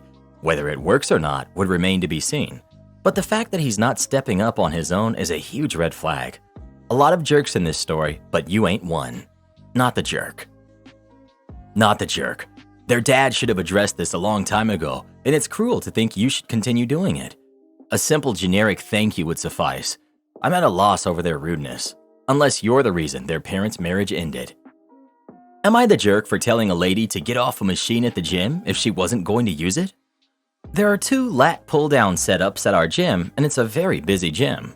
I, 33 female, was working out on a machine behind the lat pull-downs and saw this lady, probably in her early 40s, very fit, sitting on one of the machines, chatting away, not doing a single rep. The other lat pull down was occupied by two guys going pretty hard. A little background. This lady does this all the time. She loves to sit on a machine and not use it and chat with people. Once the conversation is done, she'll eventually start her workout. The number of times I've waited for her on the leg press while she chatted away not using the machine, I digress. Back to the story. I saw a timid girl, probably late teens to early 20s, shyly, very politely asked the lady if she could work in. The lady said no, that she hadn't used it yet. The girl walked away looking embarrassed. I got hot. I called out the lady and said with very clear irritation, "Excuse me, ma'am. Hey, it's very busy right now. I've watched you sit on this machine for at least the last 5 minutes chatting to your buddy without doing a single rep. If you're not going to use it, it's messed up to not let someone else in." The lady told me I was rude, but got up and let the other girl, who mouthed to me a thank you, in. The lady also reported me to management for being rude. Didn't affect my membership, just a quick word from an employee. And now this lady proceeds to glare at me anytime she sees me in the gym. When I told my friend, they said that the lady was obviously messed up, but it was not my place to say anything to her. Also that my condescending tone would have riled anyone up. Why I may be the jerk, it was none of my business. I knew neither of the people. I shouldn't have talked to her that way. I could have used a more friendly tone and more productive language. Not the jerk. And we need more people like you. Thank you. People like that contribute to the general anxiety around the gym for the people who have a hard time being forward. Be forward. Not the jerk. Here, I say something petty. Next time you see her camping out on equipment, go report her for being rude. Gym staff may think you just have it out for her for reporting you, but this crap needs to stop. Karen mother demands the password to my safe. My uncle and my mom have been arguing over this, and I feel terrible. I don't know what to think. So, my mom let me get anything under $25 for Easter, given it's on Amazon. I got a small mini ATM of sorts. It has a 4-digit passcode and makes noise when someone attempts to open it, and even louder if you fail. Plus, it automatically sucks in your money, like an ATM would. I had been looking at this for a while, saving up my allowance and planning to get it. Since it was under the price range, I asked and she got it for me. It came in yesterday and I put the batteries in, set the code, and already put the money I had in it. I get a $10 allowance, and if I do certain tasks, I get an extra $10 to $20, which is only about $10 right now. My mom asked for the password, which frankly I thought was a joke, so I told her a fake one. I just thought it was her messing with me and trying to get me to laugh. She came home today and did her inspection of my room. I've been spending the past few days working on the rest of the house, so I haven't gotten a chance to do it. I didn't think she would try anything, so I continued making myself some sandwiches for a late brunch. It was 10 a.m. I couldn't care less. Then I heard the noise it made when you failed the passcode. I tested it night prior just in case and rushed to my room. What I see is my mom trying to get into it, then turned to me and glared. "You told me the password was 1234. Why isn't it working?" I was confused and taken back. Like, who expects this from their mom? I got upset as well and yelled at her to get out of my room and walk away from my money. She left in a huff, and when my uncle came home, he got his ear talked off, practically yelled at for it. He says I shouldn't have lied, but I didn't have to give her the passcode. Now the two are arguing, and I feel really bad for causing it. Am I the jerk?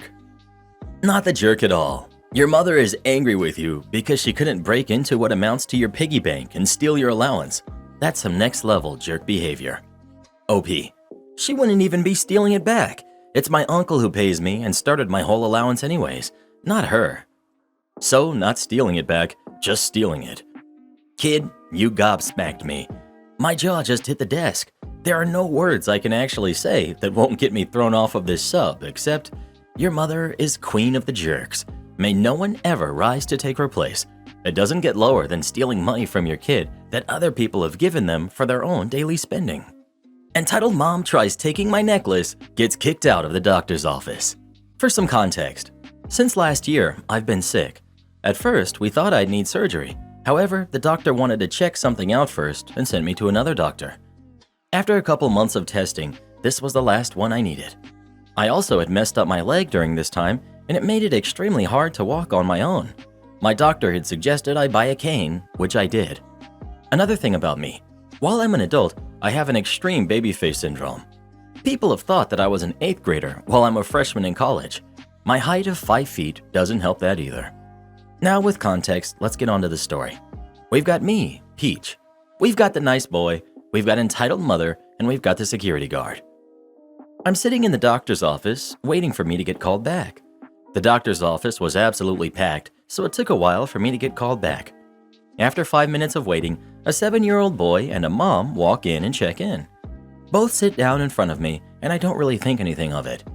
I move my cane more towards me in order to avoid them tripping and look at the TV as I wait. After a couple minutes, I hear a small voice speak. "Excuse me." I look down from the TV and see the boy across from me looking at me. Me. "Yes, can I help you?" Nice boy. "How come you have a cane?" The mother looks up from her phone and looks at me, then him. Karen. "Don't ask people those questions." Me. "Oh, it's okay. I don't mind people asking. I had an injury and the cane helps me walk." Nice boy. "Does it hurt when you walk?" Me. "Sometimes, but the cane helps." I know kids tend to be naturally curious, so I didn't take his comments as rude. After he asked, we started talking about how our days were, our age, and eventually got to talking about the birds. The kid was an absolute encyclopedia about birds and told me a lot of facts about birds. One of my favorite he told me is that a toucan's skin is actually more translucent, which is crazy. Nice boy noticed my necklace, which is a metal raven, and said, "Wow, I like your necklace. Is it a raven or a crow skull?" Me. "It's a raven skull. You know a lot about birds. That's really awesome." "Yeah, I really like..." Entitled mom cut him off. "Excuse me?" I looked to her. She had this look of pure hate and disgust. Me. "Yes? Is there something wrong?" Karen. "Why are you wearing a skull around your neck? That's kind of inappropriate, don't you think?" Me. "No, it's just a metal raven skull. Nothing inappropriate about it." "It's kind of evil, isn't it?" What? Her saying that blew me out of the water. In what world is wearing something like a metal bird skull evil? Me. "Ma'am, it's just a necklace. It's nice. I liked it. I bought it." Karen. "You really need to take it off. You're going to corrupt my son. We're Christian." Looking over to the kid, he looked as dumbfounded as I was. The boy. "Mama, it's just a necklace." "Be quiet." Then she tells me, "You need to take that off right now and give it to me. Also, you look too young to be using a cane. You're just wanting attention." Me, taking none of her BS. "Ma'am, I'm not giving you my necklace or my cane. And if anything, you're the one wanting attention, and you're ignorant for thinking that just because my necklace has a bird skull on it that it's evil. Also for thinking young people can't have a cane just because they're young. Young people use things such as canes and walkers all the time." "How dare you talk back to me?" At this point, she got up and tried to grab my cane and necklace.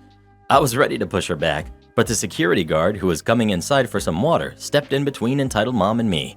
Security guard. "Ma'am, I'm going to need you to sit down and leave this person alone." "What? No, they're evil.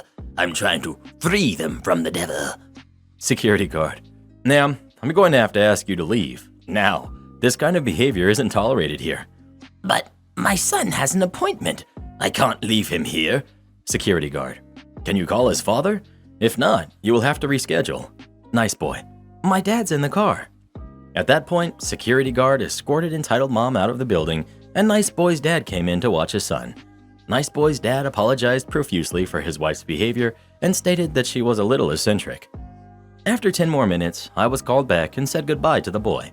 After my appointment, he and his dad were gone, and I went on my way. Something that I think is funny, however, is what Nice boy's dad had said regarding entitled mom. I don't even know why she said it was evil. She's not even Christian. She's an atheist. I kicked my best man out of my wedding for his gamer talk about my fiance. I, 35 male, am engaged to May, 35 female. My best friend, Andre, 35 male, is the best man. Fake names. First, details. May is a huge anime and gamer nerd. Like, huge. We're all gamers, but she has like every system under the sun and loves playing video games, including the retro ones like Tetris and Sonic. She's also into MMORPGs, like Final Fantasy, JRPGs like the Tales of series, and games like My Time at Portia and Animal Crossing. May and Andre have always gotten along, but they never actually hung out near video games together. I had him and two of our other friends over for a couple of beers and cigars. Andre heard May turn on her Switch, and he asked if she had Super Smash Bros. She said yes, and Andre said, "Let me show you a thing or two," in a joking manner. I warned Andre that he was going to get thrashed, to which he made the comment, "Girl gamers don't scare me." No, May did not hear him. Well, May suited up with Yoshi, and she absolutely destroyed all of them without trying. They asked her to change characters. She went to young Link, then Peach, then Jigglypuff, then Roy, and lastly her favorite character, Ness. Beat them all. Now I'll admit, my friends have short tempers with gaming. I could see they were frustrated, so I proposed we do something else. Everyone except Andre was done with the games. He proposed they play Tetris, free on the Switch and already downloaded. And once again, Andre lost. Hard, like extra hard, painfully hard. To put it short, he got completely thrashed. May won first place in two-player every game. Andre stopped playing, and they all went home afterwards, annoyed. I don't think May noticed. Later on, Andre and my friends invited May to a game of Rainbow Six. May gladly accepted and chose her favorite, Frost. They played the private party matches, and she basically was always the last one standing. May told the guys she was going to take a bathroom break and put her headset down. I asked May if I could play the next round. She agreed, and I put on her headset, only to hear my friends talking trash about her. They were saying things like, "Why are girls such tryhards?" and "She's good at gaming, but I bet she can't make a sandwich." Now, they didn't know I was there, so I spoke and told them to shut up. Andre laughed and said they were just joking, and I said that's not funny, and what if May came back and heard them? He said it's just gamer talk, and I said it wasn't. Andre told me I was being a jerk and dragging down the group. He also told me they wouldn't be talking smack if I told May to stop trying so hard. Long story short, after an argument, I kicked Andre out of the wedding. I turned the PS4 off. When May asked why it was off, I said the others got off, but I didn't tell her what they said. Our friends were saying I was overreacting and they didn't mean it, but I honestly don't care. It just made me so mad. Am I the jerk? Did I overreact? Edit. I do plan to tell May what happened. This only happened last night, and she's at her mom's right now. I plan to tell her tomorrow. Gamer talk, bro talk, locker room talk. Try and associate it with whatever culture or subculture you want. It's all hateful regardless. Not the jerk. Yep, not the jerk. Good on you for standing up for her. If the bros weren't so immature, maybe they could find someone besides their moms to make them a sandwich. Bravo to you. Tell them bros to turn off mom's basement light when they're done. My Karen mother-in-law demands I eat her horrible cooking. I gave her a piece of my mind. My husband, who's 23, and I'm 21. We come from different cultures. For example, I'm an immigrant and I moved to America when I was just 12 years old. There are many things my husband and his family do differently than mine, things that I'm not quite accustomed to. One of them is how they prepare and season their food. To me, it's super bland, and the food combinations they choose don't seem to go together. For example, my mother-in-law puts mayo in literally everything. I've even seen her making a tortilla pizza with mayo as her base, which she offered to me. Each time she offers me food, I make up some kind of an excuse to avoid eating it, and I try to be as polite as possible about it. Unfortunately, after I invited her to dinner, she felt compelled to do the same for me, even when I told her it was not necessary. The next day, after the dinner we had together, she started making plans with my husband.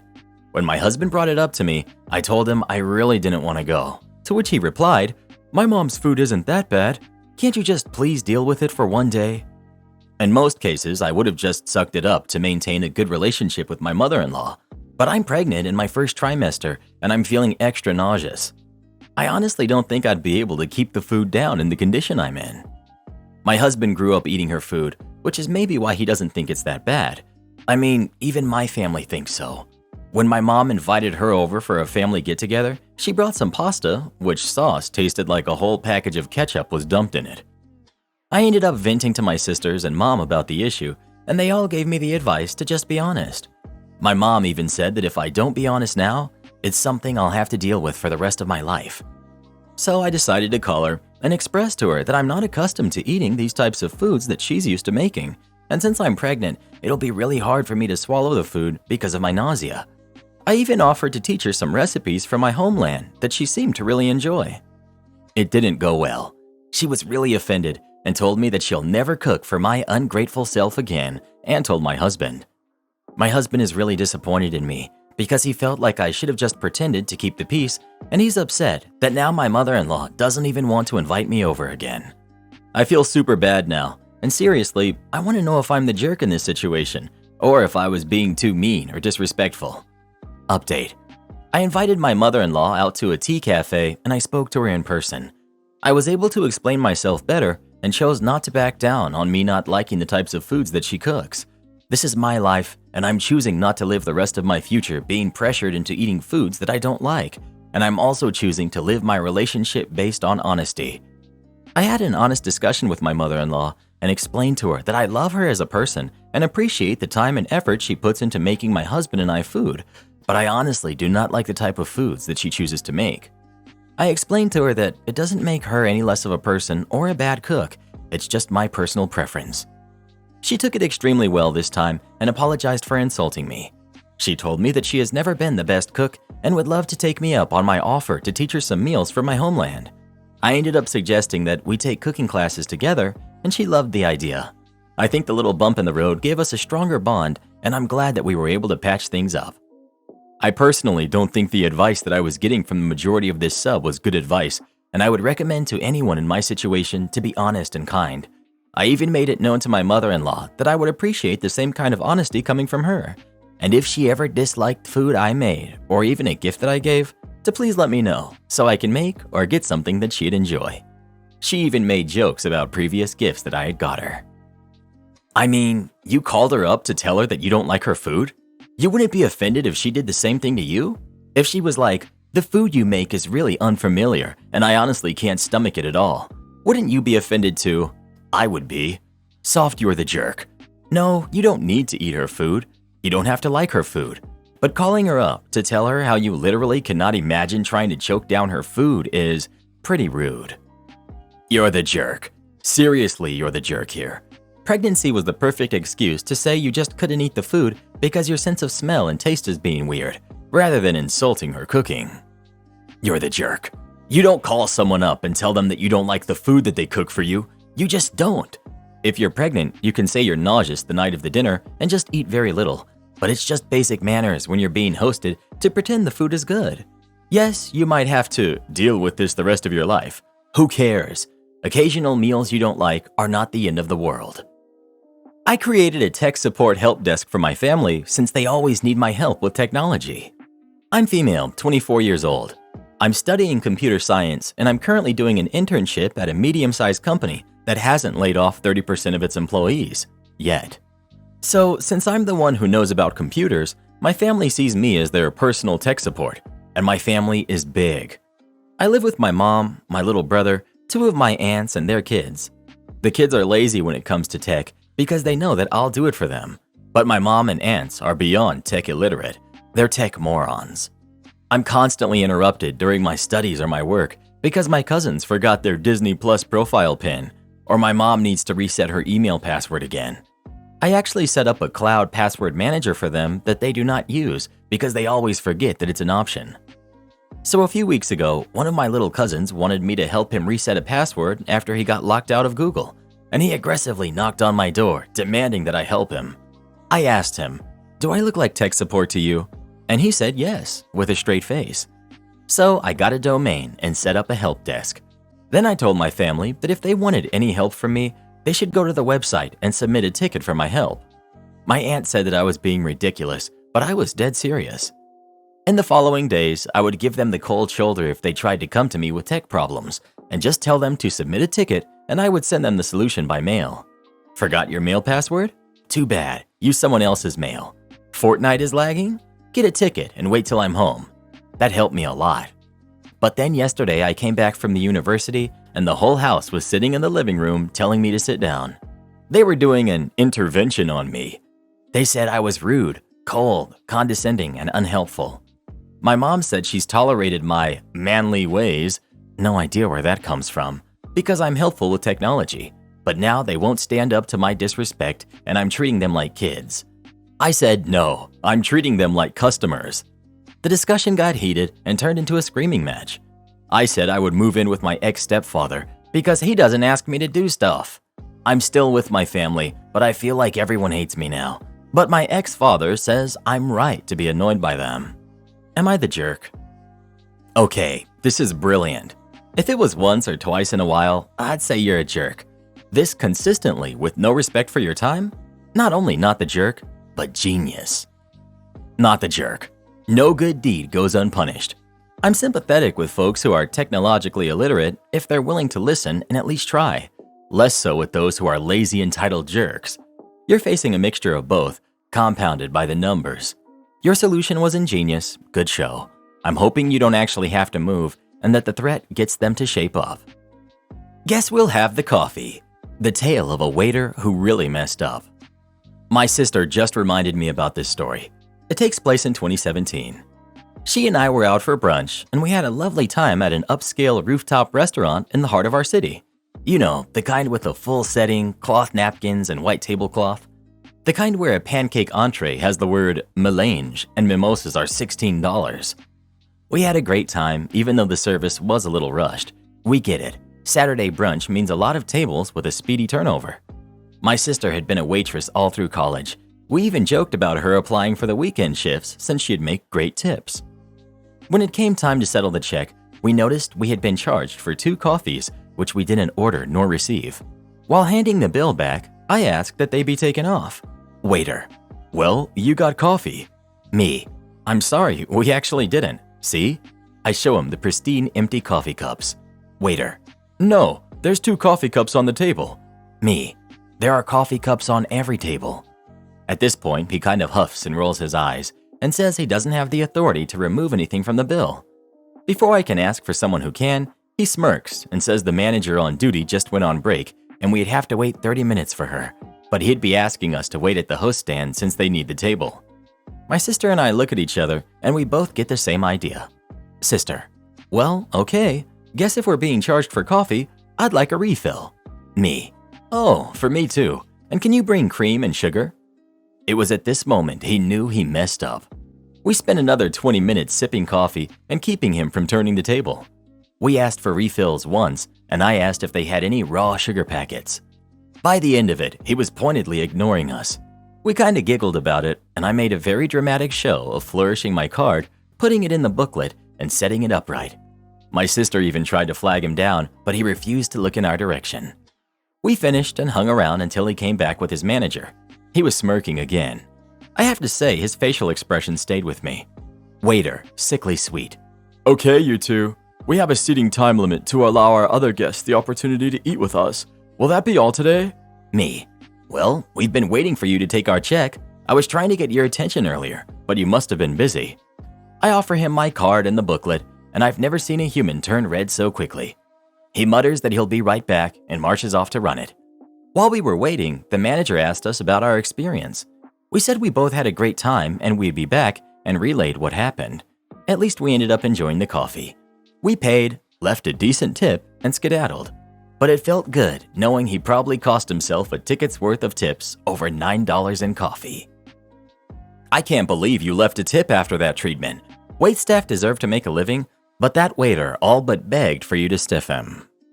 Why do people still tip when servers pull this crap? Most people are more passive than you might imagine.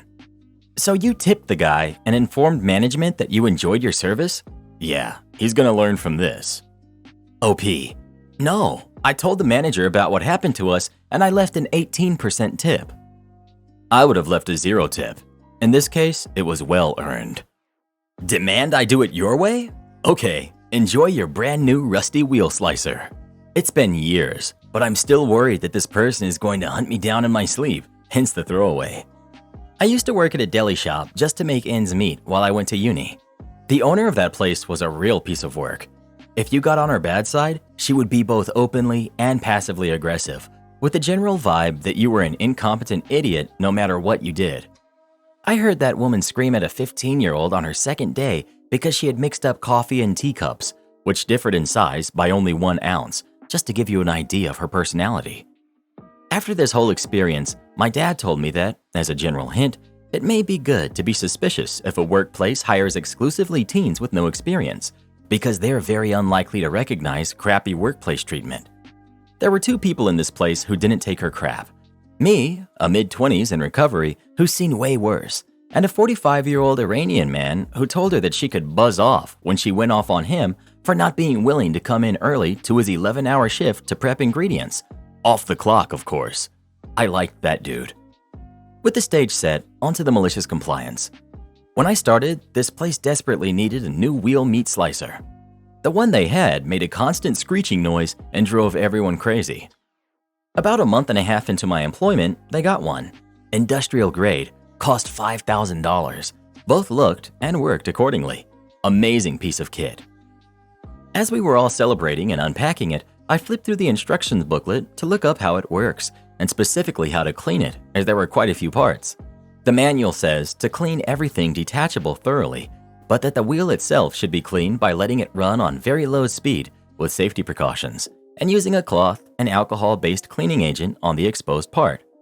There were some pictures and detailed instructions on how to do this, and it explicitly stated not to take the whole wheel off and deep clean it, as this would remove the wheel lubricant and anti-corrosive agent and risk damage to the machine, and to especially not let water or any cleaning agents get into the machine without making sure to thoroughly replace any lubricant. I was working the evening shift, so 99% of the time it was up to me to clean it. The instructions is how I clean the machine because I trust the designer to know how to clean it.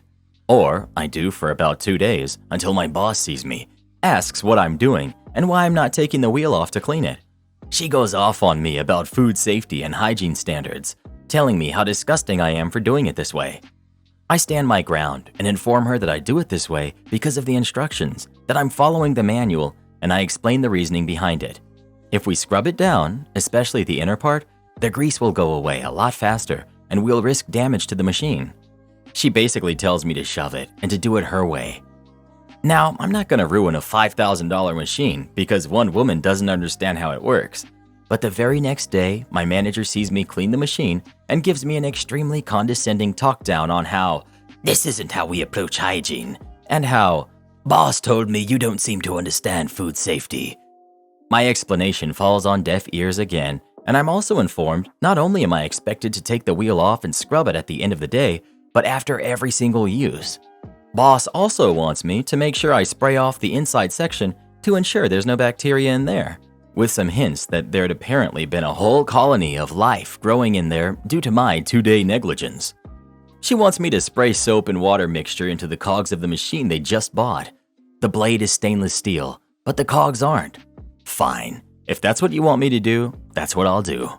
Every day, 5 times a day, I take that machine apart and scrub it down.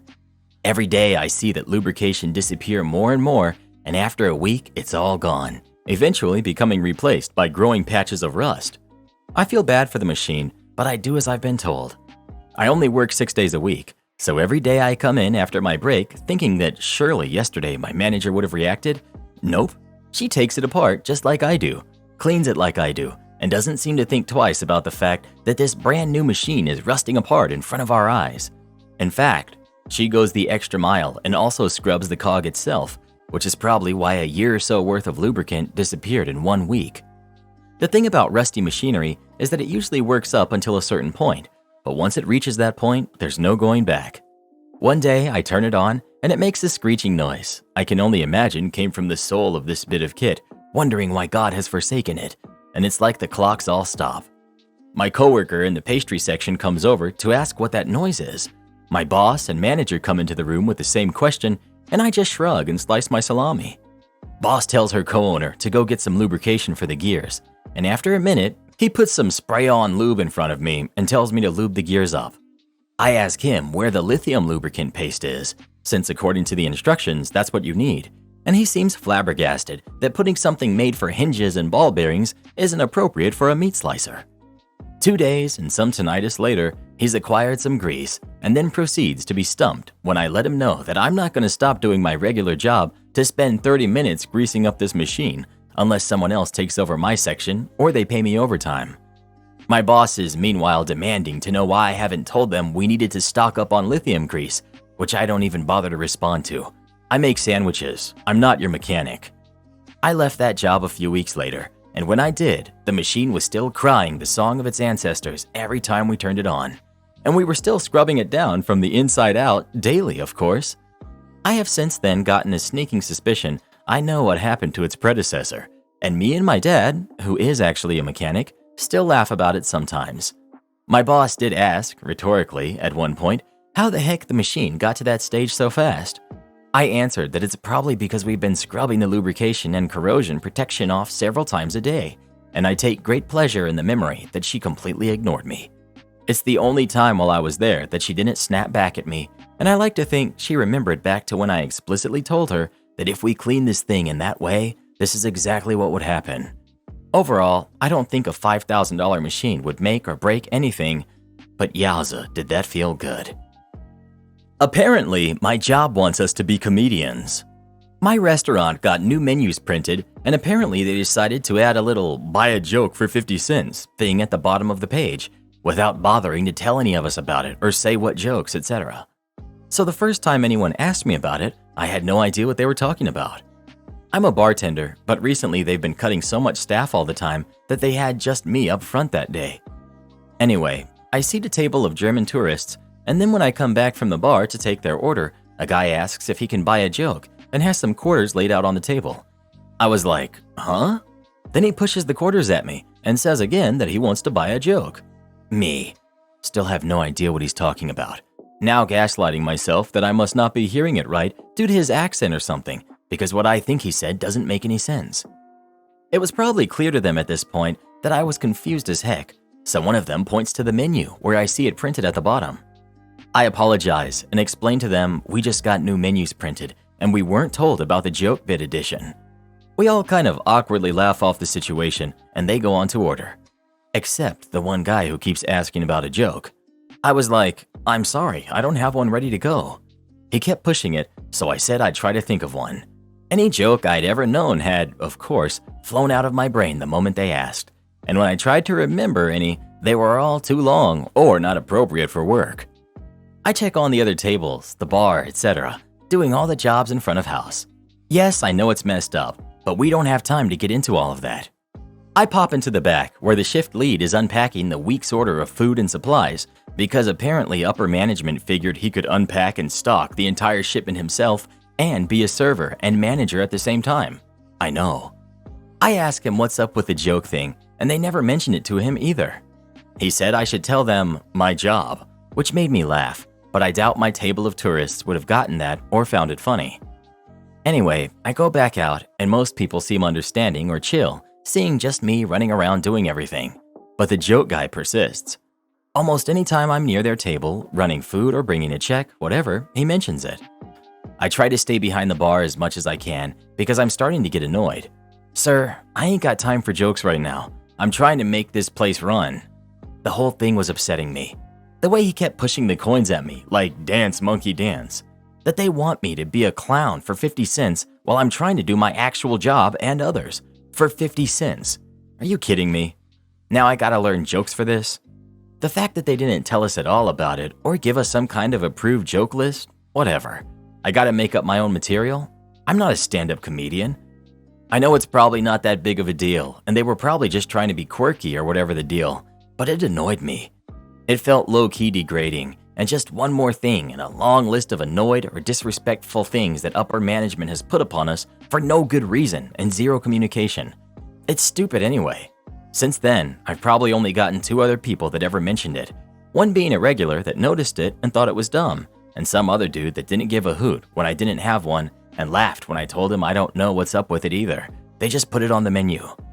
I have, however, been trying to pick up jokes here and there that I could possibly use because my anxiety-riddled self doesn't want to feel unprepared. They never seem to stick, but I think I finally found one. The perfect joke. For the bar anyway. It's short, concise, easy to remember, and bonus, it should have the desired effect of making sure they never want to ask you for one again. Alright, here it is. What does dark humor and kids with... Oh, dang. They never get old. Boom! Said with all the enthusiasm of Wednesday Addams should do the trick. Or hey, if they think it's funny, then they're either a super chill person with a dark sense of humor and we could get along, or they like it a little too much, they're a psycho and should be avoided. Either way, it's a win. Am I the jerk for making an insurance claim against someone just trying to help me?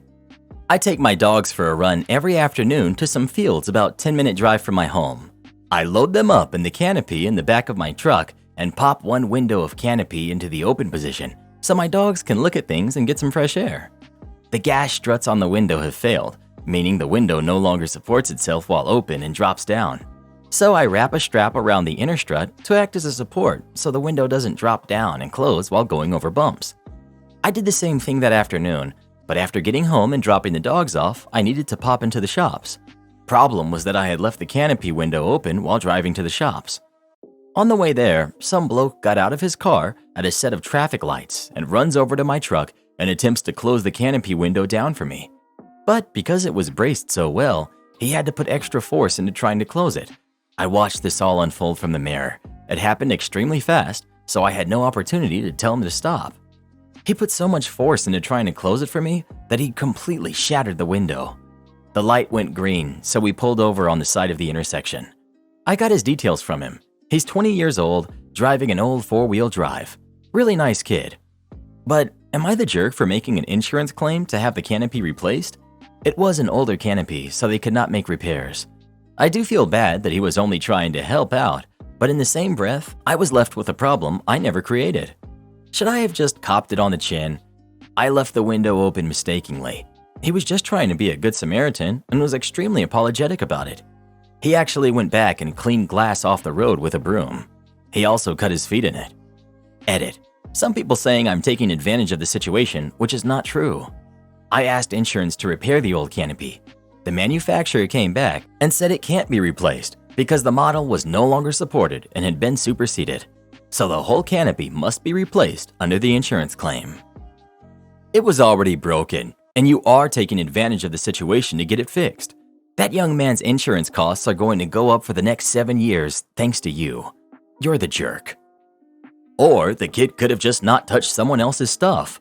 OP has it rigged up and working fine until the kid shattered the window. The kid should have told OP and not rushed over to mess with their stuff. Not the jerk. He shouldn't have touched your vehicle. There was no expectation for him to do so, and his actions caused the damage. Unfortunately for him, you shouldn't be stuck with the bill. Not the jerk. When will men learn that we don't need their help? I'd honestly press charges if I were you. It's guys like this that seriously creep me out. You have no right whatsoever to touch anything that belongs to me.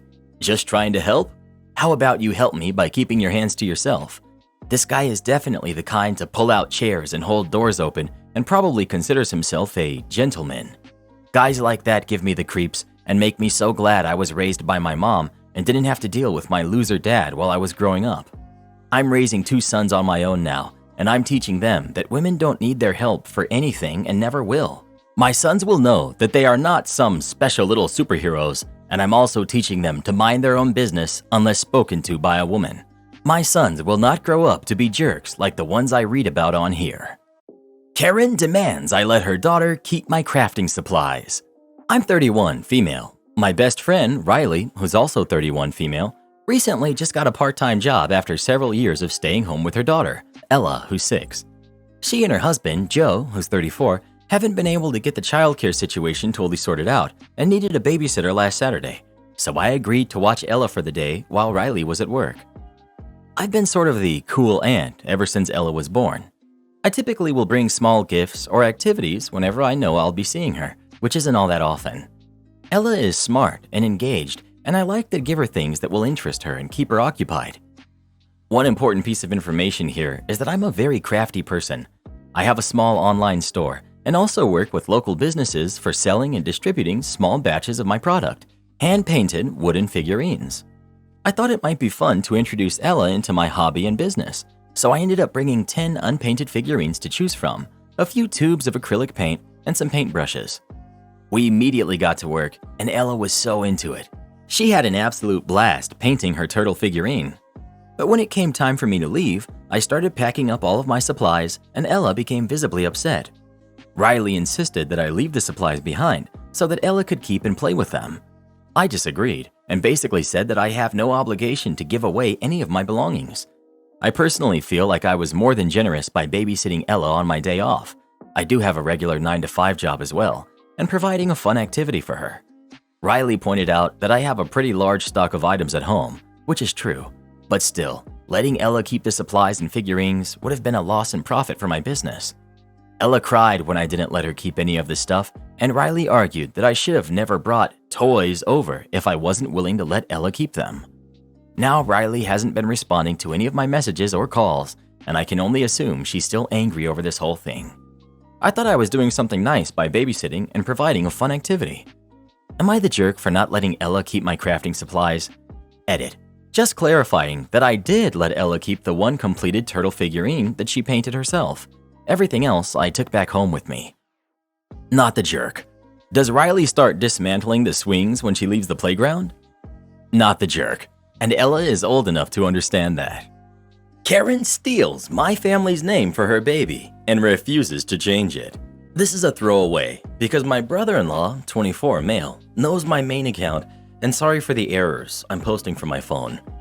So my stepsister, 23 female, is having a new baby soon, and my whole family is excited for her, and this will be the first grandbaby for my mother and stepfather.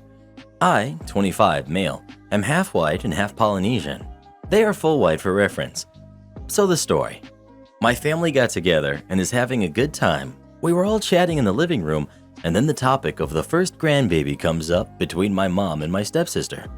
They're talking about what she will do with work and normal expecting talk when they start talking about names, and my mom starts suggesting names like Sam and Riley. Then my sis says a Polynesian name. Think Leilani or along those lines.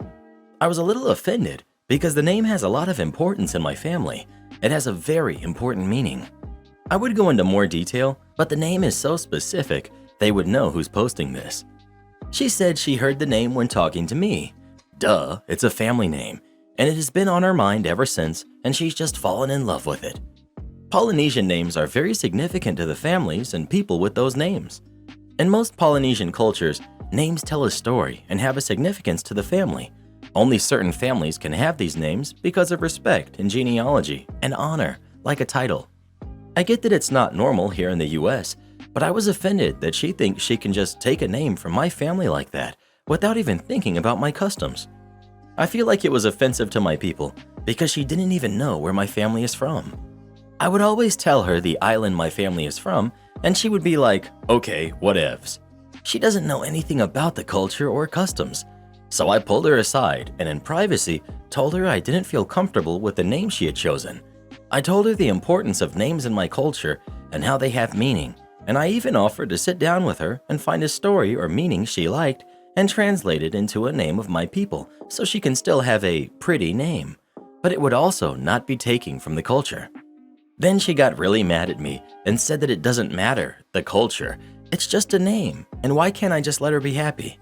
I told her I would never call her kid by that name because it would be offensive to my family and I. Then she got our family involved. They all started calling me names. So I tried to explain to them the meaning of names in my culture. They told me I was in America, not the island my family is from, so it doesn't matter. So I called them some names, and they could at least have some knowledge or some appreciation for my culture before they start taking from it. I want to know, am I the jerk for making such a big deal out of a name? Edit 1. I keep seeing I don't own the name. This is why I say culture, because back on the island I'm from, my family does actually own the name. You can't name someone that name unless you're in our family.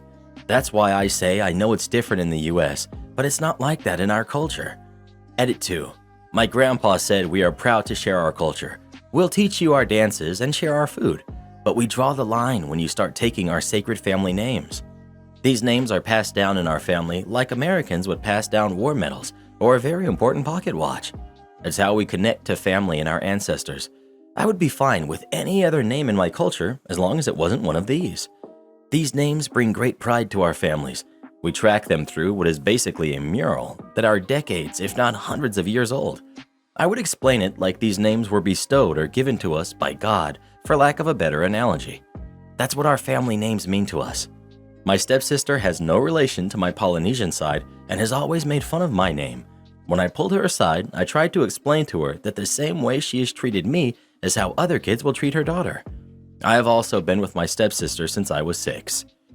My sister sets me up on a blind date without warning me, so I embarrassed her. I, 25 female, have never been interested in romantic relationships. It just doesn't appeal to me. I'm very busy with grad school and work, and I like being on my own. I have friends and a dog, and that's honestly enough. I'm happy with my life. My family thinks this is weird beyond belief, and the pressure has ramped up now that even my youngest brother has gotten married, and I'm the only one that's left on the shelf. My older sister's husband has been offering to set me up for years because I'm too hot to stay single, whatever that means. I've always tried to refuse politely, but it's wearing thin. I was home visiting my parents this weekend, and my sister invited me out to dinner at a new restaurant. It was an upscale place, so she said to wear something nice. I thought it was just going to be the 3 of us, but there was another guy in the car when they picked me up. He said he was brother-in-law's friend, Joe. Awkward, but not too unusual. We get to the restaurant and sit down, and Joe keeps trying to make conversation with me, with brother-in-law and my sister egging it on, and I finally joke, "Am I on a date or something? What's with all the questions?" And my sister straight up says, "Yes, we thought you just needed a little push, so we decided to set you 2 up." I asked Joe if he knew about this, and he admitted that brother-in-law told him he wanted to set him up on a blind date, but that he was glad he came. So I was the only one that didn't know it was a date. I was pretty mad, but didn't want to cause a scene in the restaurant. So I finished dinner and gave really short responses to questions. "So, you're in a PhD program?" "Yes." "What's that like?" "Busy." And the evening just stayed really uncomfortable and awkward. Joe apologized in the car, and I told him it wasn't his fault, but he probably shouldn't let brother-in-law set him up again, and I wasn't interested in dating anyone. Apparently, he told brother-in-law off in the car about making him look bad so that he didn't even have a chance. My sister is mad because I was rude and embarrassed them when they were just trying to help me out of my shell. My parents think I should have appreciated the gesture and given Joe a chance because you never know, and they want me to apologize. Not the jerk. They knew your boundaries, they broke them. Knowing them at that, I can assume had you been a bit more polite and engaging with him, they would use that as reasoning to set you up more. Your sister and brother-in-law are upset because they looked bad to Joe because they clearly misled him some as well and didn't want to own up to that. Not the jerk. The rude people in this situation are your sister and brother-in-law. Surprise blind date isn't a thing. It's an ambush. Not the jerk. They look bad because they are bad. They look exactly how they are. Their fault, and they deserve to be yelled at by the both of you. They need to respect your choice. Being a romantic is valid. You may need or want to learn how to set stronger boundaries, but that's your choice. Not the jerk. I know I'll get downvoted for this, but y'all gotta hear me out. Men and women have been completing each other for as long as we've been around. A man needs him a good woman, and a woman needs her a good man. It ain't rocket science. I don't know why so many of y'all want to act like you don't need a partner these days. I think it's because you spend too much time on your computers and phones. In life, nothing can fulfill you the way a husband or a wife can. This used to be common sense back in my day, but these days it's like so many of y'all just want to be alone, and it's really sad. Deny it all you want, but in your hearts, you know how much happier you'd be if you found that special someone to complete your life. I found mine over 60 years ago, and we spent the last 60 years being lost in love together. I can't imagine how my life would have been without that man. It's been 2 years since I lost him during lockdown, and not a day goes by that I don't miss him. I share my story with you because just like I tell my granddaughters, it's good to be strong and tough and stand up for yourself. But as for myself, I know I never would have been as happy as I was if I had never given my husband a chance, as y'all like to call it. To tell you the truth, he was the one who gave me a chance. Back then, the girls were the ones who chased the boys. The problem these days is y'all are on your Facebooks and Instagrams so much that you expect a Fabio to sweep you off your feet, and you don't want to give the normal Joes a chance. My grandsons and granddaughters both use those swipe dating apps, and when they're at my house, the girls get constant pop-ups from guys trying to meet them, but my grandsons never get anyone to meet them. It's strange times we're living in, and to be honest, I'm looking forward to the day I leave this old world and go on home to be with the Lord and my dearest Albert. Well, what do you think? Is OP the jerk, or is her sister and brother-in-law? Please let us know. I know everyone's gonna hate that final comment, but I'm still gonna drop an F for Albert in the chat. My son's fiance demands I pay $150,000 for her wedding, but won't let me invite a few guests. I, 54 female, have 3 kids. The one pertaining to this post is 26 male. We'll call him Caleb. Caleb has been with his fiance, Ashley, who's 26, for 4 years, and they recently got engaged. I've offered to pay for their wedding with 2 stipulations. 1. They use a wedding planner. I feel this is essential due to the size of the event and the amount of money going into it. 2. I have 8 people I'm inviting, older relatives that I'm close with. They both agreed to a wedding planner and said they will look for one that they feel comfortable with. The issue is, Ashley does not want me to be able to invite anyone. Caleb knows the relatives well, but it's not super close with them, and Ashley has only met them a few times. The wedding is going to be very large and a grand affair. She comes from a very large family, and we have a very large family. We're expecting 300 to 400 guests, and I've given them a budget of $150,000. Caleb says he doesn't care, but it makes Ashley uncomfortable since she doesn't know them that well and it's her day. Her family is saying that I'm the jerk, even though they aren't willing to contribute financially. I don't care about any of the other details of their wedding. Whatever they choose is fine as long as I get the 2 things that I want. So Reddit, am I the jerk? Edit. The 8 people are my aunts and uncles. They help me a lot with the kids. We don't come from money.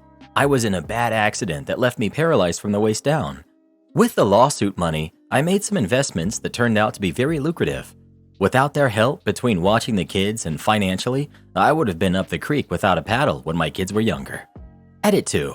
I see a lot of people saying that she's a gold digger, but I do not agree with that. Her father is a very well-respected and sought-after criminal defense attorney in our area. Her mom runs an at-home business. Ashley is currently a surgical intern, whereas Caleb is an RN.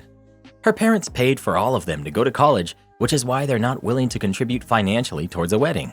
I just got done having lunch with Caleb to talk to him about the conundrum we're in. He said that he hasn't spoken to her about what they've done for us in the past. He did not realize that it would be such a big deal for them to come and figured because of their age, they would not want to come. Ashley knows the majority of the family really well because I host birthday parties for all 3 kids, as well as a 4th of July barbecue every year. My aunts and uncles rarely attend the events that I throw because it's hard for them to get around. I'll update after Caleb gets back to me about their talk. Nope, not the jerk. You're asking for 8 people and offering $150,000. I'm assuming you are not exerting control over anything else. OP. The rest of the wedding is in between them and their wedding planner, unless my opinion is asked for. Not the jerk. Caleb says he doesn't care, but it makes Ashley uncomfortable since she doesn't know them that well. With 400 guests, there's no way she will know every single person well or even at all. It's a power play. It's not her day, it's their day. The groom's opinion matters too. What does she expect? That only her family should get invited? You're being more than generous in the amount you're offering. You have a right to invite his family to show up.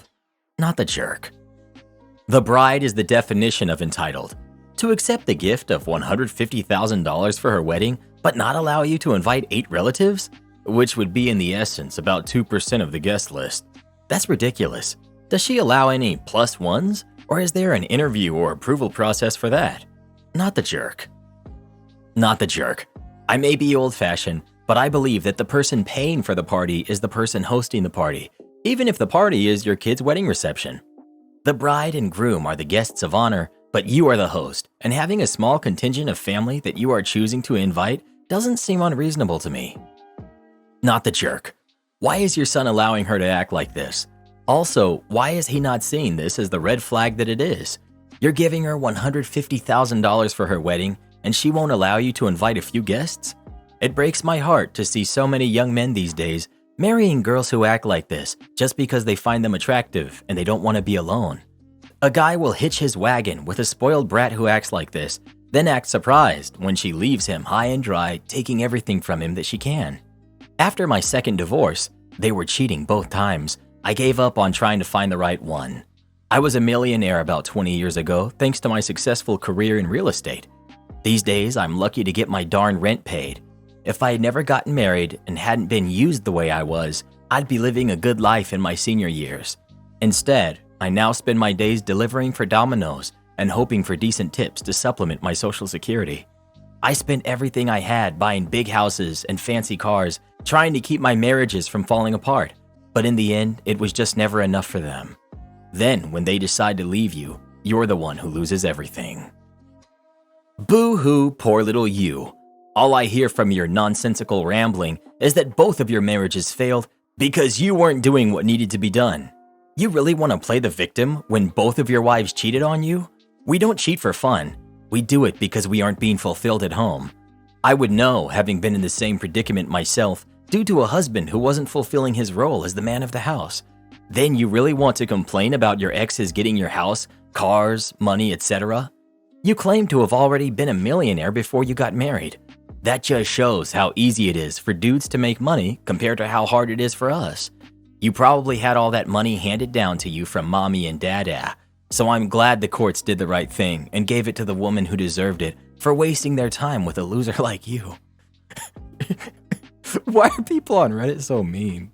And in regards to your comment about the story where you ask, why is OP's son allowing this?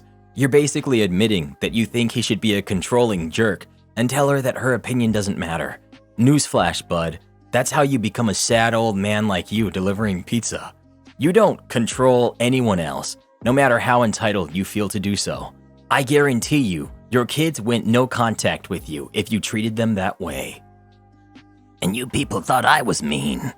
Am I the jerk for reporting my classmates for joking that I have pretty privilege? Background: I'm female 23, one of only a few female students in a male-dominated course. Furthermore, I am at a highly prestigious university and I haven't really gotten along with the guys in my course. They are all very competitive and I just don't really enjoy their company. Everything turns into a contest and they definitely take me less seriously. I stopped interacting with them beyond the mere minimum and choose to hang out with other people. Anyway, I did well in our recent exams. I topped 2 out of the 4 exams that we've had so far.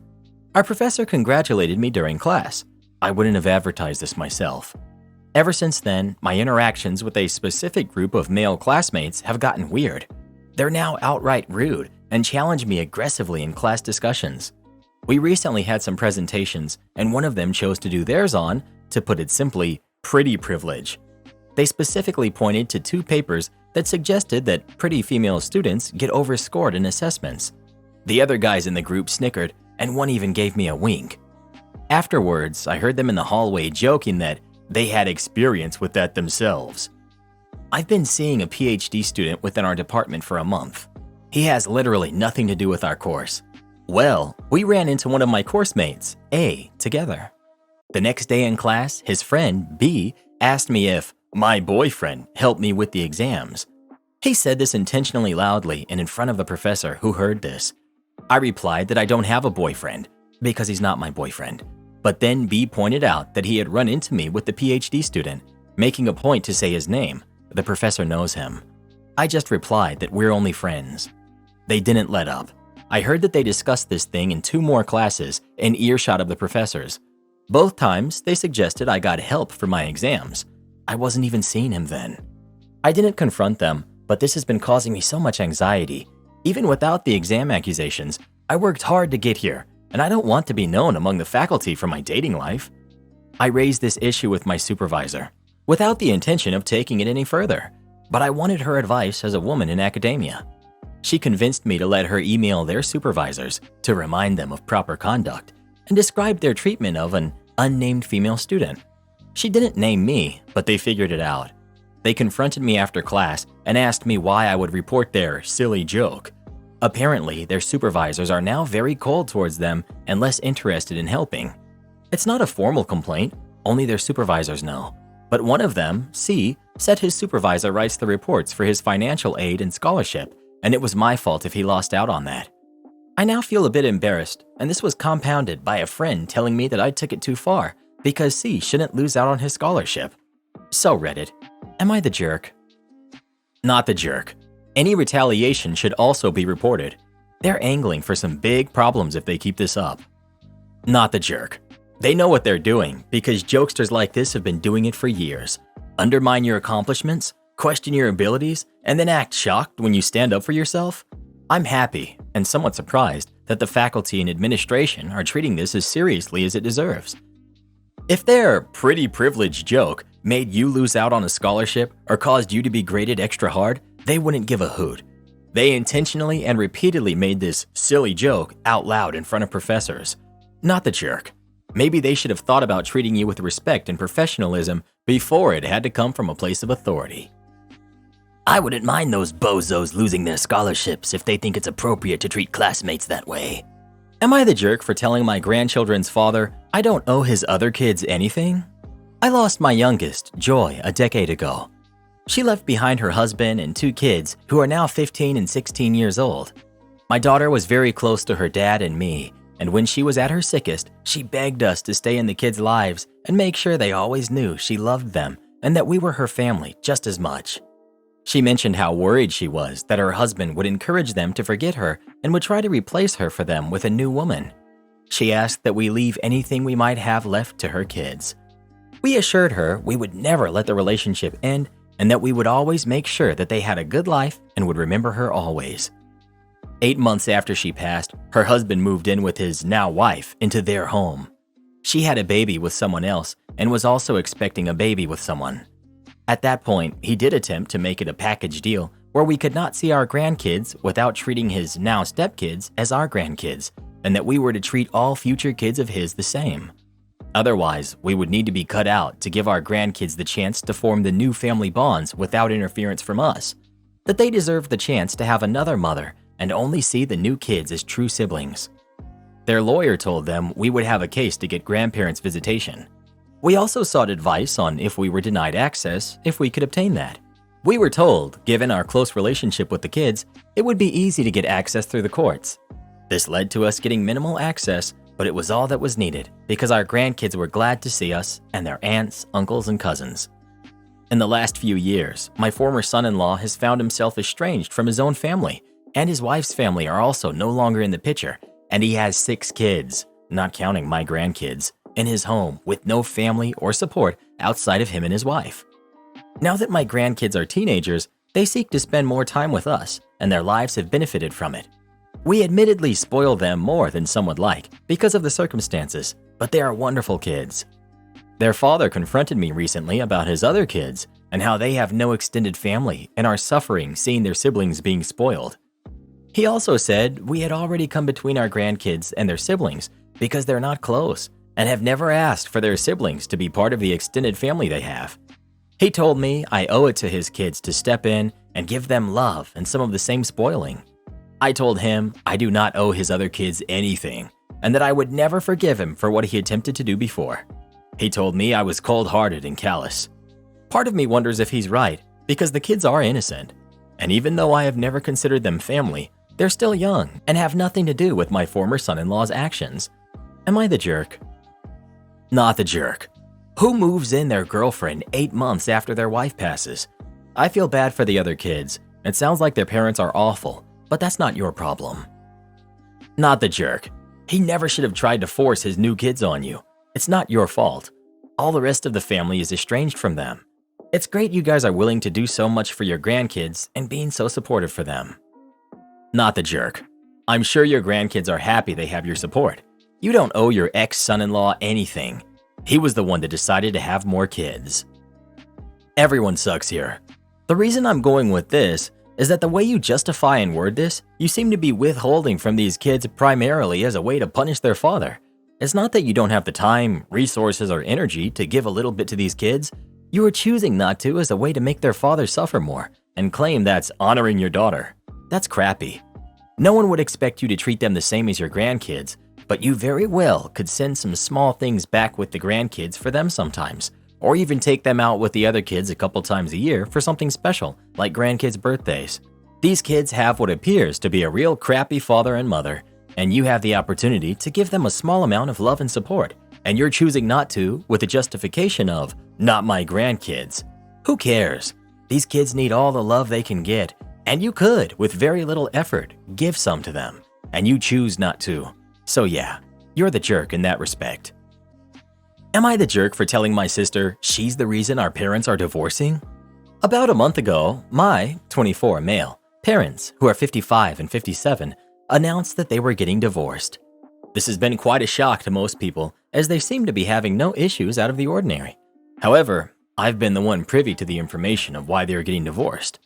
It's because of my sister, Anne, who's 26. Anne is a deadbeat.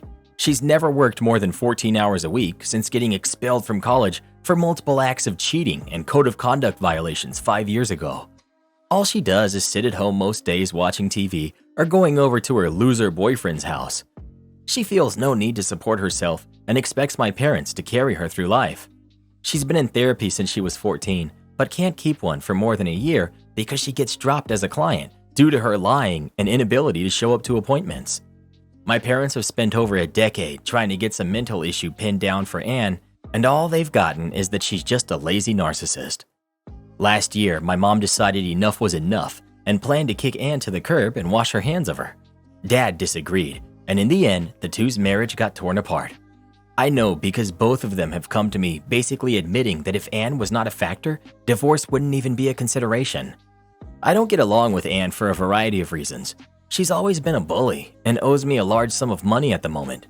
The thing that boils my blood, though, is that she's oblivious to the situation between our parents, or she just doesn't care. She had a literal tantrum when the possibility of the house being sold came up because she didn't want to have to move to an apartment with my dad. Last night, I found myself at my parents' house and had the misfortune of talking to Anne. Anne mentioned that she's getting really sick of my mom's melodramatic crap and not just leaving the house to her and my dad. Something struck me at that moment, and I just asked Anne if she really does not care that she's such a selfish, garbage, waste of space human that she's driven her parents to get a divorce. I elaborated and told her the full truth that she is in fact the only reason they're getting a divorce because moms finally realized that there is no hope Anne will ever grow up. The crap storm this caused was massive.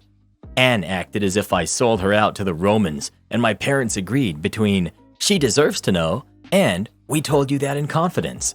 Because Anne cannot keep her mouth shut either, the entire extended family has begun to hear too. I want to know, before opinions start forming outside the inner circle, if I'm the jerk here.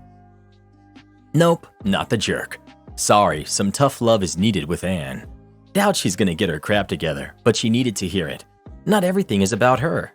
Hopefully she can get her act together and be a contributing member of society, and your parents can get back together with some therapy. Everyone sucks here. Your parents aren't getting a divorce because of Anne. They're getting a divorce because they couldn't find a way to work together on this and find a solution that prioritized their marriage. Each of them decided they would rather not be married anymore than compromise on this. Regardless of which of your parents is right or wrong on that, they should be owning the decision to divorce rather than shifting the blame to Anne.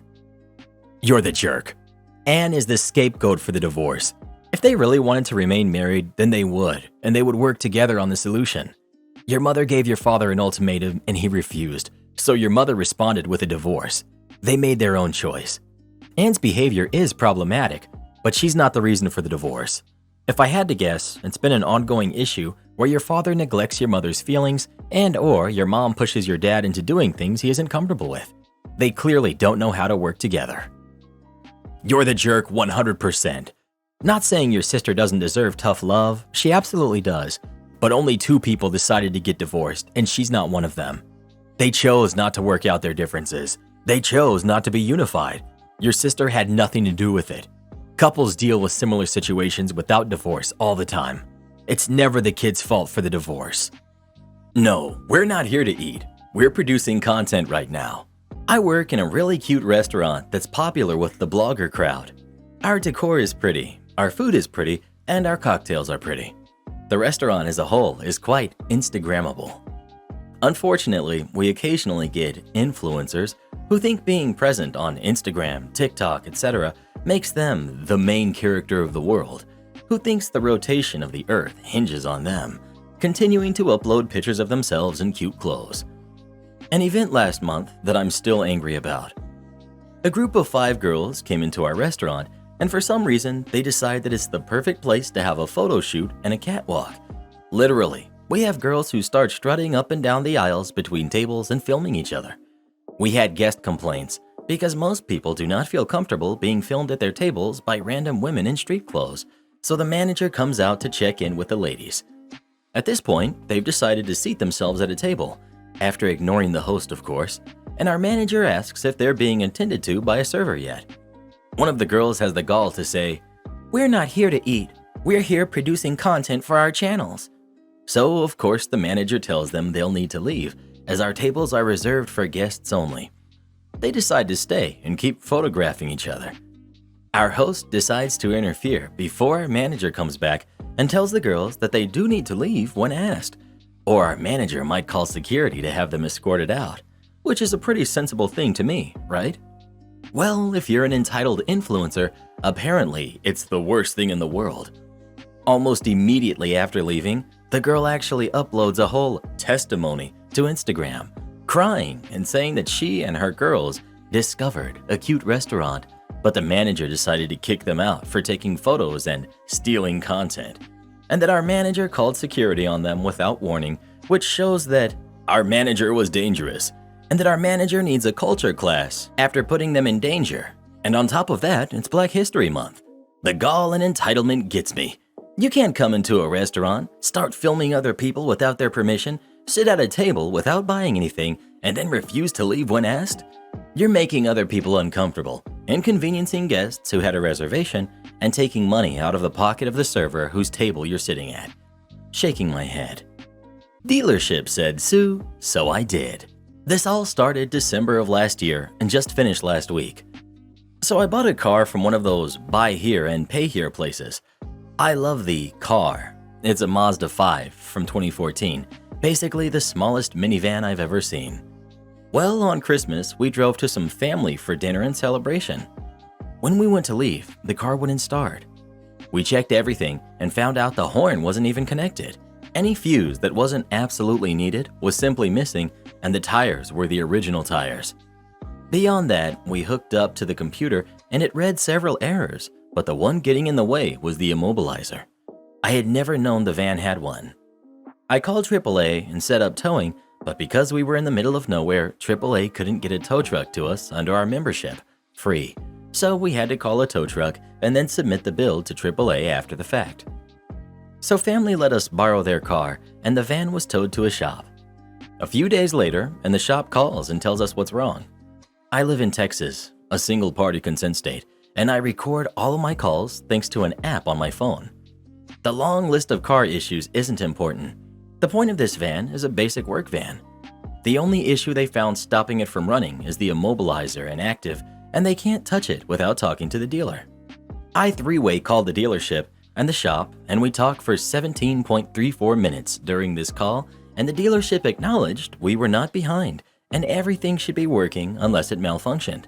The dealership also gave permission for the shop to bypass it and we would be reimbursed the towing and repairs. All the shop needed to do to get the van running was bypass the immobilizer, and a couple days later we picked up the van and paid the bill. Both bills came to just under $300 and we started calling the dealership. The first few conversations go well and the phone rep seemed interested in helping, but mostly I end up getting tossed around from department to department and then disconnected. That went on for some time, and I of course took to Reddit to find out options. As almost always happens, Reddit users know some crazy facts and how to get stuff done. So I followed their advice and kept calling, eventually getting to a supervisor, and the first supervisor said he'd get it taken care of, and we ended the call. 2 more days go by and nothing is heard. So I call back, get tossed around, and then get another manager who says, "We are not responsible for mechanical issues and hang-ups."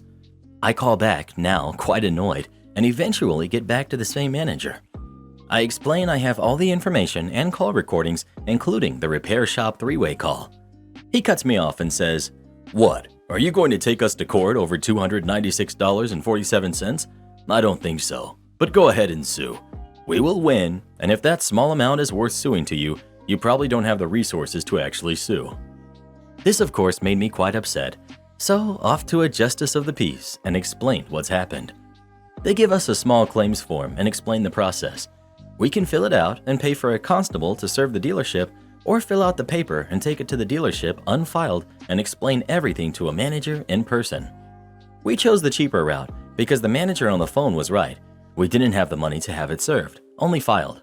So we transcribed the phone calls, found out how to fill out the paper. The hardest part was finding the agent. We didn't know what that meant, but we again turned to Reddit and learned. We gathered the bills and all the paperwork and made our way to the dealership's payment center.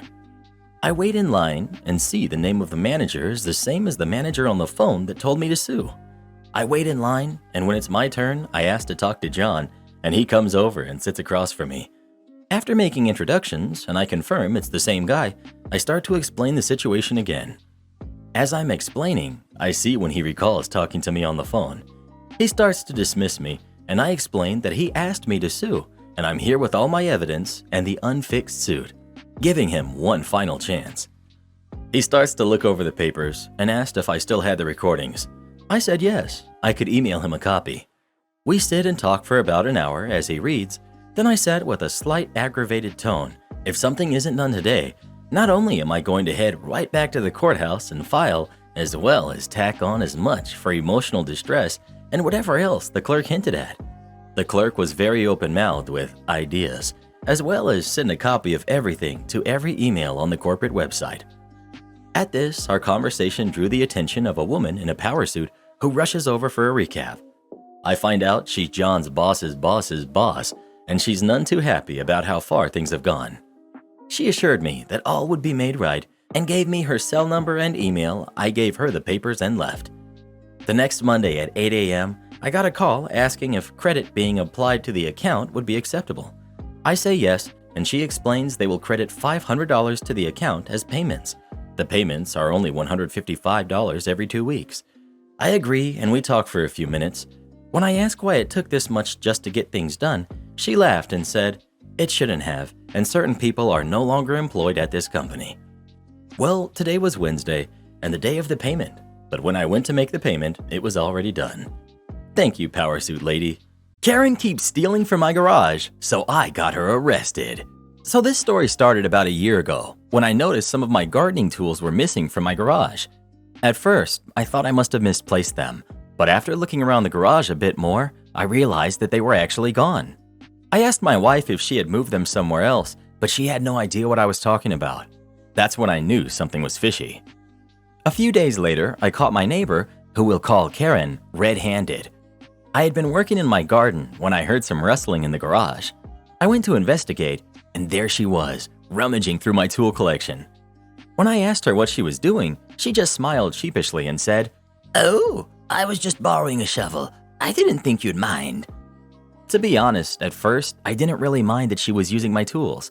After all, we were neighbors, and it seemed like a small thing to get worked up about. But then it started happening more and more frequently. Every time I turned my back, Karen would sneak into my garage and take whatever she wanted. It got to the point where I couldn't find my tools when I needed them, and it was becoming a huge inconvenience having to ask her over and over again to give me back whatever she had taken. I tried talking to Karen about it several times, but she always just apologized and said she wouldn't do it again. Of course, a few days later, I would catch her in the act once again. It was starting to feel like a game of cat and mouse. That's when I decided enough was enough. I knew I needed to take matters into my own hands or she would never stop.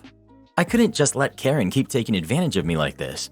So I decided to put up some security cameras in my garage to catch her in the act. I'll never forget the feeling of satisfaction I had when I reviewed the footage for the first time. There was Karen, sneaking into my garage like she owned the place, taking whatever she pleased. I couldn't believe she had been so brazen about it. But even with the evidence right in front of me, I was still hesitant to take legal action. I'm very non-confrontational and didn't want to make things awkward with my neighbor and her family. But then, one day, I went to use my tools and I realized that not only were they missing, but Karen had also taken my pressure washer. Darn thing cost about $300. That was the last straw. I called the police and filed a report, providing them with the footage from my camera as evidence. The whole process was surprisingly straightforward, and I felt a sense of relief knowing that I had finally put an end to Karen's stealing. Of course, Karen was less than pleased with the outcome. She pleaded with me to drop the charges, saying that she had just been borrowing the tools and didn't mean any harm, but I wasn't buying it. I had given her plenty of chances to do the right thing, and she had chosen to ignore them time and time again. In the end, Karen was arrested, charged with theft, and had to return all of my tools that she had borrowed. She has a court date coming up next week, and I'm hoping she'll face some serious punishment for stealing so much of my stuff. I may have lost a neighbor, but at least I got my tools back. Neighbors like this are the worst. I had a neighbor at my old house who used to swipe anything he could get his hands on. Decorative plants, birdhouses, tools, anything. Eventually, we all found out that he had a compulsive stealing disorder. His sister claimed that he didn't even know what he was doing or why he was doing it. It was such a relief when we moved, and I didn't have to deal with Mr. Sticky Fingers anymore. Am I the jerk for not watching my nephew during a flight delay? Ray, 25 female, and I, 23 female, grew up in New York City. Our parents own a vacation home. When I moved out, they decided to move there permanently. They've only been back once since I recently decided to visit them. Mom and Ray were talking and my plans came up. She called and asked why I didn't tell her I was planning to go to Cali. I said it had nothing to do with her, so why would I have to tell her anything? She said it made no sense for us to do separate trips when we could just go together. I said she's acting extremely entitled to something she had no part in, and I'm not obligated to include her in every plan I make. She said she just wants our parents to meet her son. I said he's like 5 months. You've had plenty of time to take him if it was important. Then she cried to Mom. Ma said it was a good idea. I said if Ray cared so much, she would have planned to see them on her own. She told me she really needs this. I told Ray if she comes, she can't ask me for jack. I'm not helping with her kid. Act like I'm not even there. She agreed. The day came and our connecting flight was delayed, so we had to stay the night. I was trying to fall asleep. She asked me if I was really going to sleep. I was annoyed. I said, "If you leave me alone." Later, she asked me to watch the baby. I said, "Just hold him and go to sleep." She was scared someone would snatch him while she slept. I said she sounds crazy and no one wants her kid. She said she was exhausted and had been drinking energy drinks all night, but she was crashing and tried to put him in my arms again. I said, "This is exactly why you should have just stayed at home. I told you from the jump, I'm not doing crap. You already forced your way here, now you're just gonna have to figure it out." She said, "Seriously? I'm exhausted. I can barely even keep my eyes open." I said, "Then go to sleep," and closed my eyes. She knew what the terms were. We made it there, but later Mom asked if she really raised me to be so cold towards my sister. She told me she had broken down and had a mental meltdown. I said I love my sister, but she should grow up and stop being so dramatic about a situation she put herself in. She said it wouldn't have hurt me to help her even just a little. I told her I didn't help her make the baby, and she should have known something could go wrong when traveling. We got back a week ago and haven't spoken to each other at all, but she texted me today how hurt she was, and she feels like I don't care about her or my nephew at all. I told her she knew what she was getting into when she begged to come and imposed on my trip. She said she thought I would have changed my mind when I realized we would have to sleep in the airport and that she would have done it for me. I said, "Your kid, your responsibility." I might be willing to just apologize to shut her up if people say I am the jerk. You're not obligated to include your sister in your travel plans, although I do think that, in theory, it sounds like a nice idea to visit your parents together. Nothing wrong with a little family get-together. In reality, though, you sound terribly cold like your mother said. Do you hate your sister? What about your nephew? You sound like you do. It wouldn't hurt you to be a tiny bit helpful, especially in extenuating circumstances. What's your problem? If that's how you were going to act, your answer should have been a hard no when your sister asked to tag along. Had she known that's how you were going to act, I'm certain she wouldn't have asked. You took a great opportunity to spend quality time with your sister and her sweet baby, and you wasted it. You're the jerk.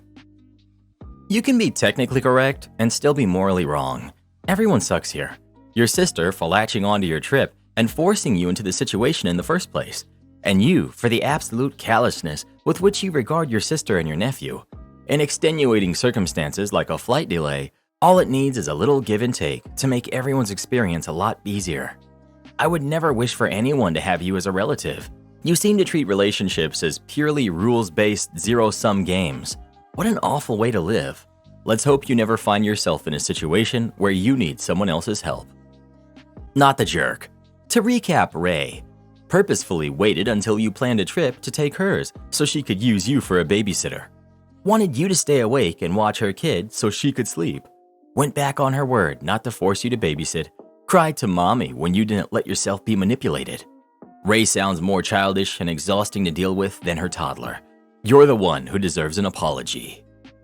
Geez, count on Reddit parenting posts to take the human out of humanity. I'll agree that Ray forced herself on the trip, but outside of that, it's not like she asked her to babysit so she could go out for dinner. There were extenuating circumstances. These Reddit people really love saying extenuating, don't they? That led to her asking for help. You cannot fall asleep while holding a 5-month-old infant. You cannot leave a 5-month-old on the floor while you sleep because they could be stolen. She was asking her sister to hold her baby for an hour so she wouldn't accidentally pass out and accidentally drop them. Let's not pretend she was asking to go out to the bars. Customer is always right, right? So I work as a minimum wage cashier at a discount store. I see a lot of people in a day, especially people who know how to do my job better than me due to their lack of experience and profound understanding that my job is the easiest in the world. Now I always shut that crap down in the classic corporate happy public service employee way. Well, actually, it makes it a little easier this way, but thank you so much for helping. Like I'm talking a toddler down from an upcoming tantrum, but I don't leave room for arguing. It's almost like I'm playing a character, honestly. It works for me. But I never just let someone do something stupid, like letting them walk out with a bag too heavy without double bagging it, or letting them leave putting their receipt in the bag if it looks like they might want to return it. But not today. It's Saturday, so it's busy. All day, as I would finally get a minute to get my other work done, someone would come up taking forever to consider the impulse buys while I'm stuck waiting for them at the register getting nothing done. This woman did that, but twice. She got up there, pondered for a minute, got a line behind her, decided to go look at something else. I'm stuck with this line till just before she gets back and ponders again before finally getting to me.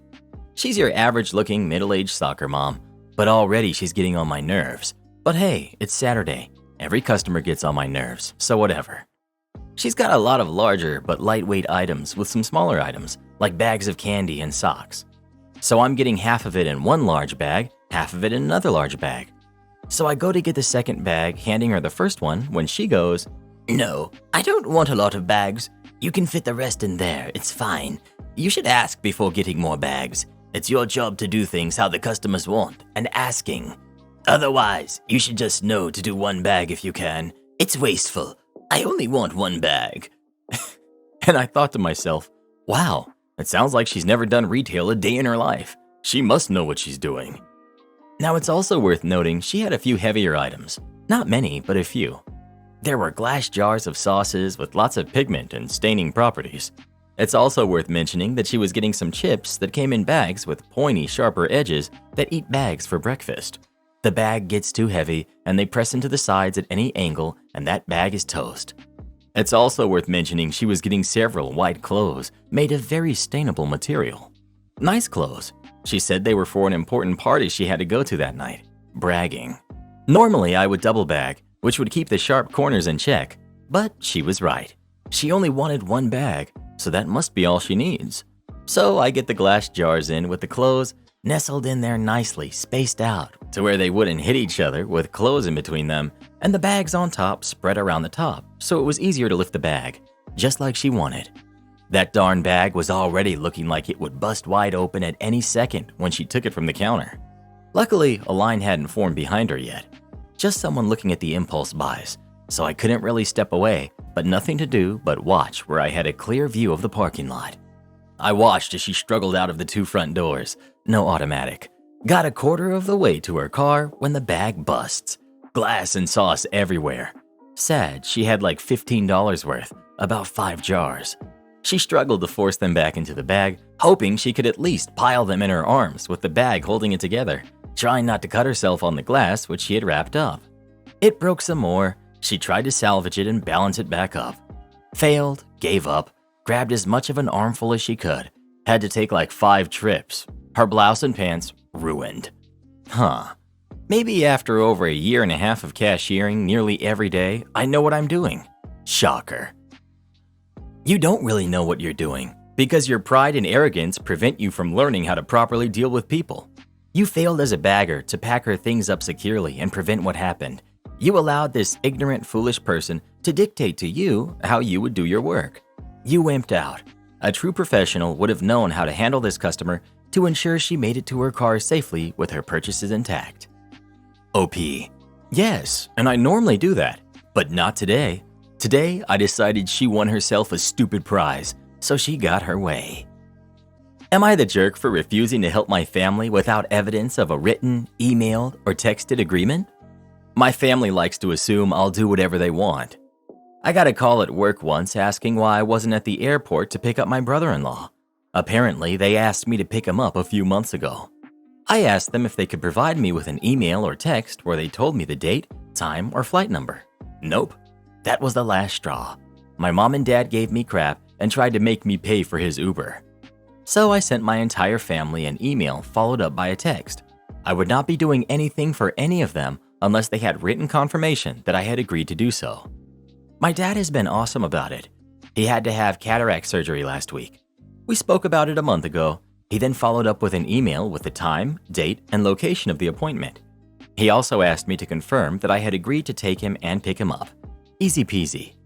The rest of them have been a pain in the butt. My mom asked me if I could watch her and my stepdad's dogs while they were out of town. I said yes, just send me the information about your trip at least a month in advance so I can make sure to rearrange my plans. I got no further information. Last weekend, my boyfriend wanted to go to Banff, so we went. My mom called me on Thursday to ask where I was. I told her that I was in Banff. It became a huge deal because she was leaving Friday morning. Oops. I told her that I hadn't made any arrangements for the dogs since she never told me when she needed them watched. She said I was being a jerk and that it had slipped her mind. I told her I would be back on Monday night and that she could kennel them or leave them with my sister until then. She said not to bother. She ended up just leaving them with my sister. My sister's upset with me, so I forwarded her a screenshot of the text where I agreed to watch the dogs as long as I got the requested information. I told her I would cut my trip short immediately if she could get my mom to show me when she sent me the information. I got a call from my mother telling me I was being difficult and that if I agreed to do something, I need to follow through. I could provide dozens of examples of my family asking me for a favor and then giving me all the information I need to do it. But I could easily show you half a dozen times where they either claim that I agreed to do something but cannot provide proof, or where they expect me to change my plans last minute because they forgot to tell me everything I needed to know. I'm not going to change. If my 76-year-old dad can bend his neck to tell me everything I need to know to help him out, so can everyone else. Not the jerk. If your family wants a favor from you, then they need to give you all the information you need to follow through. I think that your solution is reasonable. Not the jerk, but start insisting on having all the details before saying yes or no. Mom, can you watch my dogs? You. Send me all the details and I'll check my schedule and let you know. Why don't you start acting like a human and give us a room? It's not my fault you booked through a third party like an idiot. A family comes in late that night, probably around 11:30 p.m. Mom, dad, and their 2 kids, probably around 5 or 6. Nothing out of the ordinary. They booked a prepaid, non-refundable reservation through a third party. Ugh, whatever. Checked them in and they went up to their room. They had booked a suite, which is a queen bed and a pull-out sofa bed. 20 minutes later, they all come back down with their crap and say that that's not the type of room they booked. They booked a room with 2 queen beds. I said, sorry, that's what came through on the reservation, and I can't change anything on a prepaid, non-refundable reservation. They'd have to take it up with the company they had booked it through. The lady said she needed 2 beds. I'm supposed to have 2 beds. 2? There are 4 people here. Use your common sense. Why would you put 4 people in a room that only has 1 bed? Ma'am, that's not how it works. I didn't make your reservation. I didn't pick the room type, and I can't change anything. You booked through a third party, so you need to fix this with a third party. This isn't my fault. I need 2 beds. How are we all supposed to sleep in a room with only 1 bed? Well, it certainly isn't my fault, and the room does have 2 beds, a queen bed and a pull-out sofa bed. That doesn't count. We need 2 beds. How do you suggest we all sleep in a room with 1 bed and a sofa bed? That's up to you. I can even get you a rollaway bed if you want. That's not what I reserved. You'd have to take that up with the OTA. Lady, there are seriously 2 beds in the room.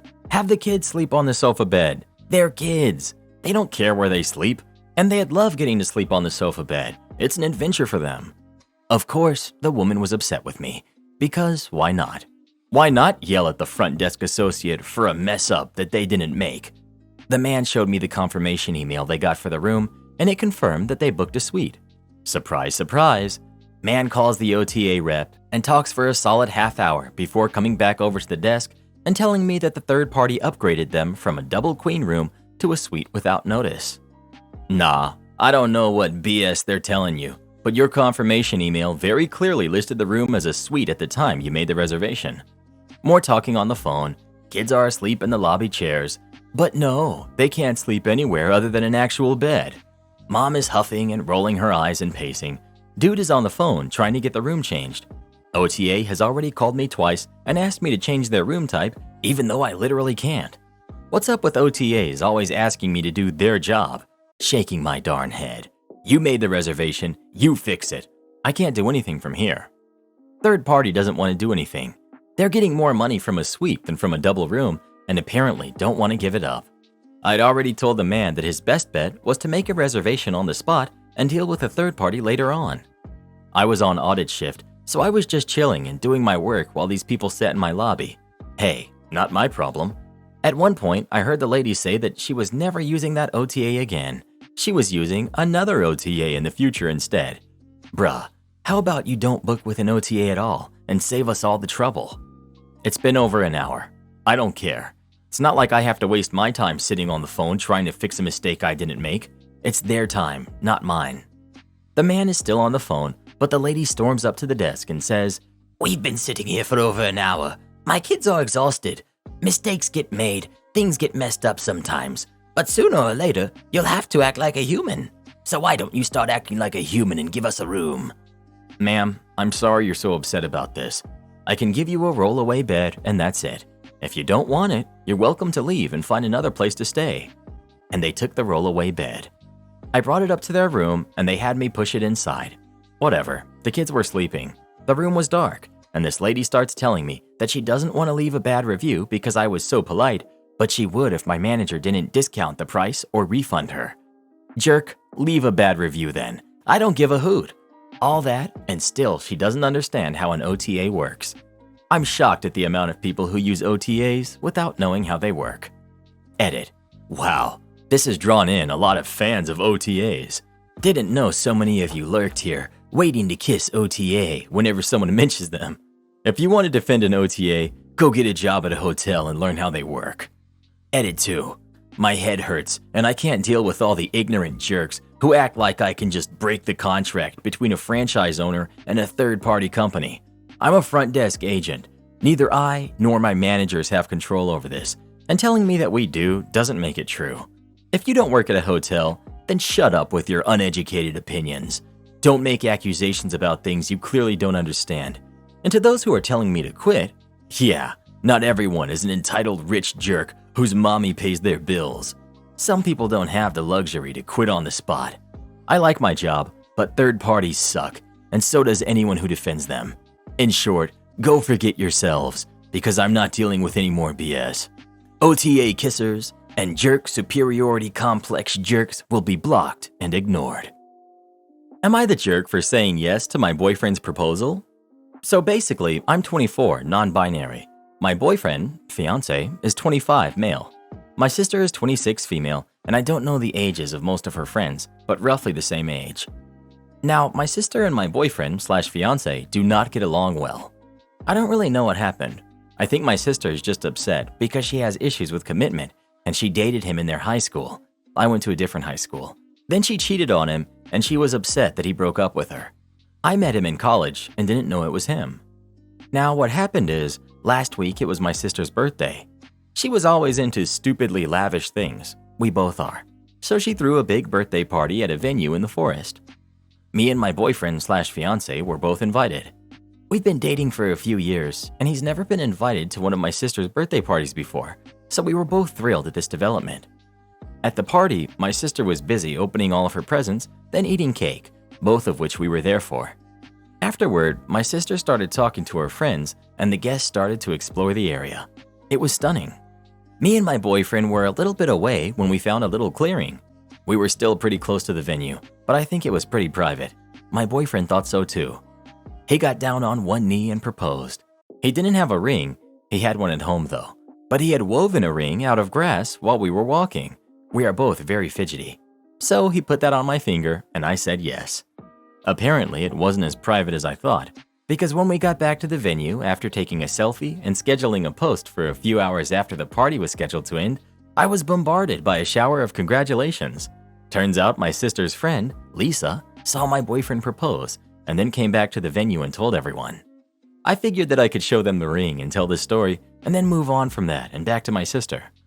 While I was being congratulated, another girl, one of my sister's best friends, came up to me, asked to see the ring, and told me that, wow, he even skimped out on a ring.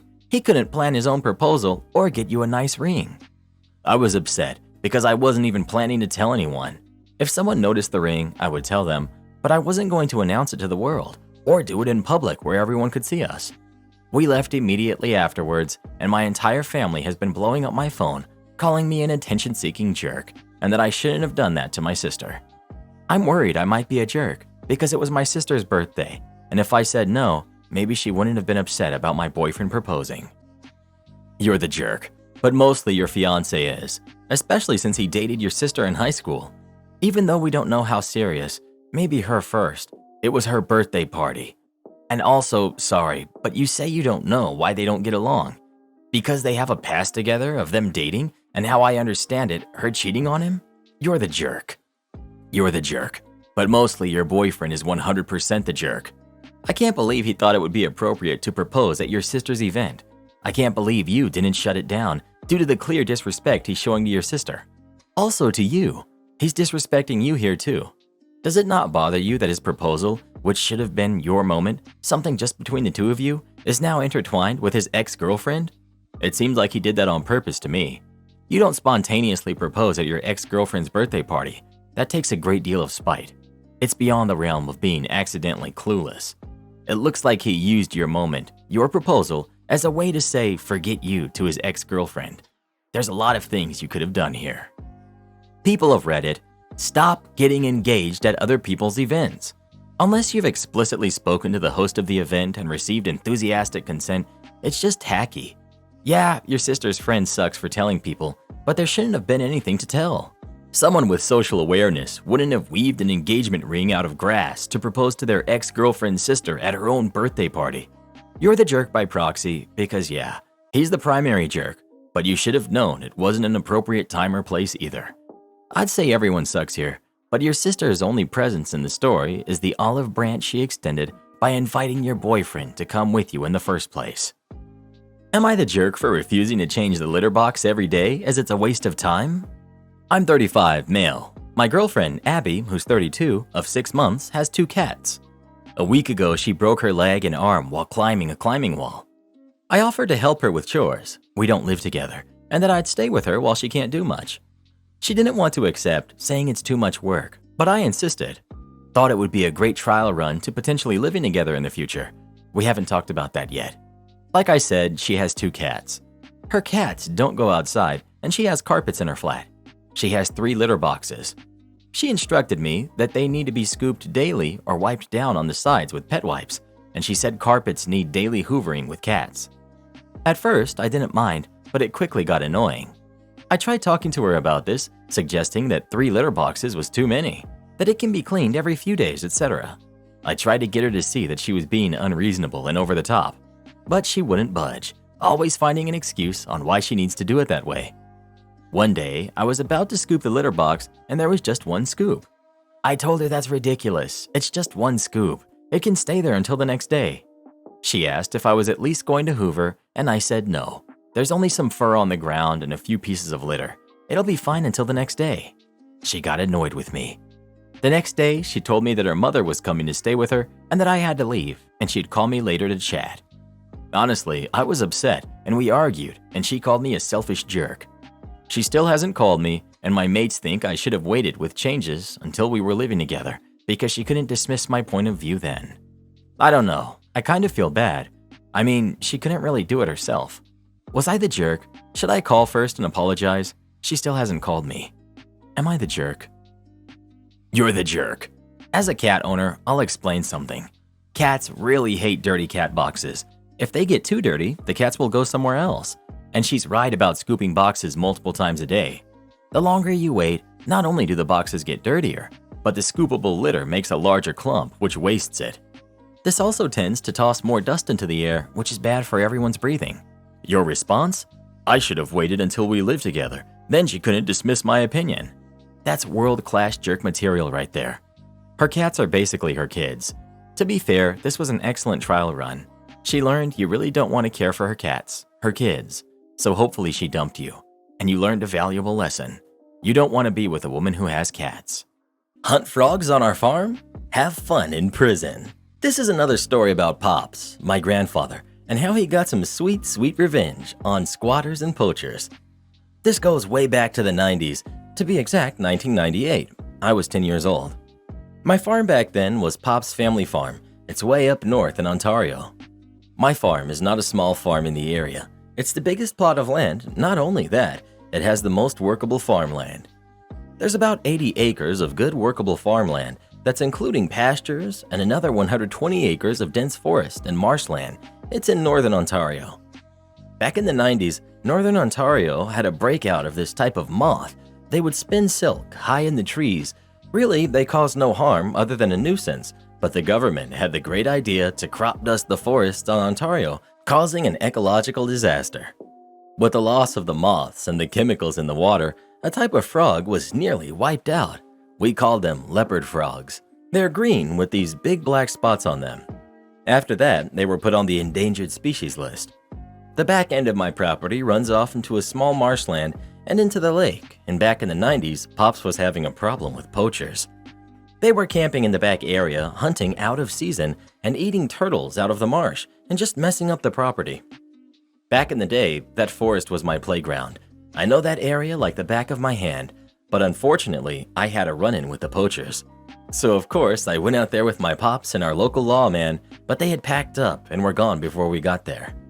Unfortunately, they returned the week after. Pops tried to find them with the lawman several times, but with no luck. Now here's where all the information from the start comes into play. Pops, as hard as he tried, wanted them gone, but it wasn't working. Pops was also a fisherman, and his favorite bait were bones, other than the leopard frog. But because they made it on the endangered species list, the use was outright banned. Pops, being the responsible fisherman and generally caring about the land, figured, oh well, now's the time to get two birds with one stone. He approached the Canadian Fishery and Game Wardens and through a lot of work got in touch with an ecological survey team who decided that our little marsh was the perfect place for a spawning pool to raise little leopard frogs. And that's what happened. The back area where our marsh was fenced in, and they started bringing tadpoles to brood in our marsh. Not only that, the poachers' hunting ground happened to fall in the protected zone. Once the work happened, it took a full year for the poachers to return. But Pops had a weapon now, his phone. Once he could hear that familiar sound of shots going off, where no fires should be made, a single phone call to the game warden. They had over a dozen wardens up there in less than an hour, and the poachers were caught. Not only were they caught with the carcass of a bear and other animals, they were found with buckets and buckets of our little leopard frogs. They were caught, but not only did they hunt without a license, they also poached an endangered species to be used as an illegal bait. From what we learned through the locals, they did 2 years in big-time prison, all because Pops cared about the little froggies. Oh yeah, over 5 million of the frogs were raised on that marsh over 10 years, being released throughout marshes and forests in Ontario. You would have a hard time finding a leopard frog across Ontario that was not somehow related to a frog that came out of my little marsh. Do this next. Tap here on your screen to come see our new podcast playlist, where you'll find thousands of hours of the best stories you've ever heard. Or tap the one on the right. That episode is specifically just for you, based on other videos you've enjoyed the most.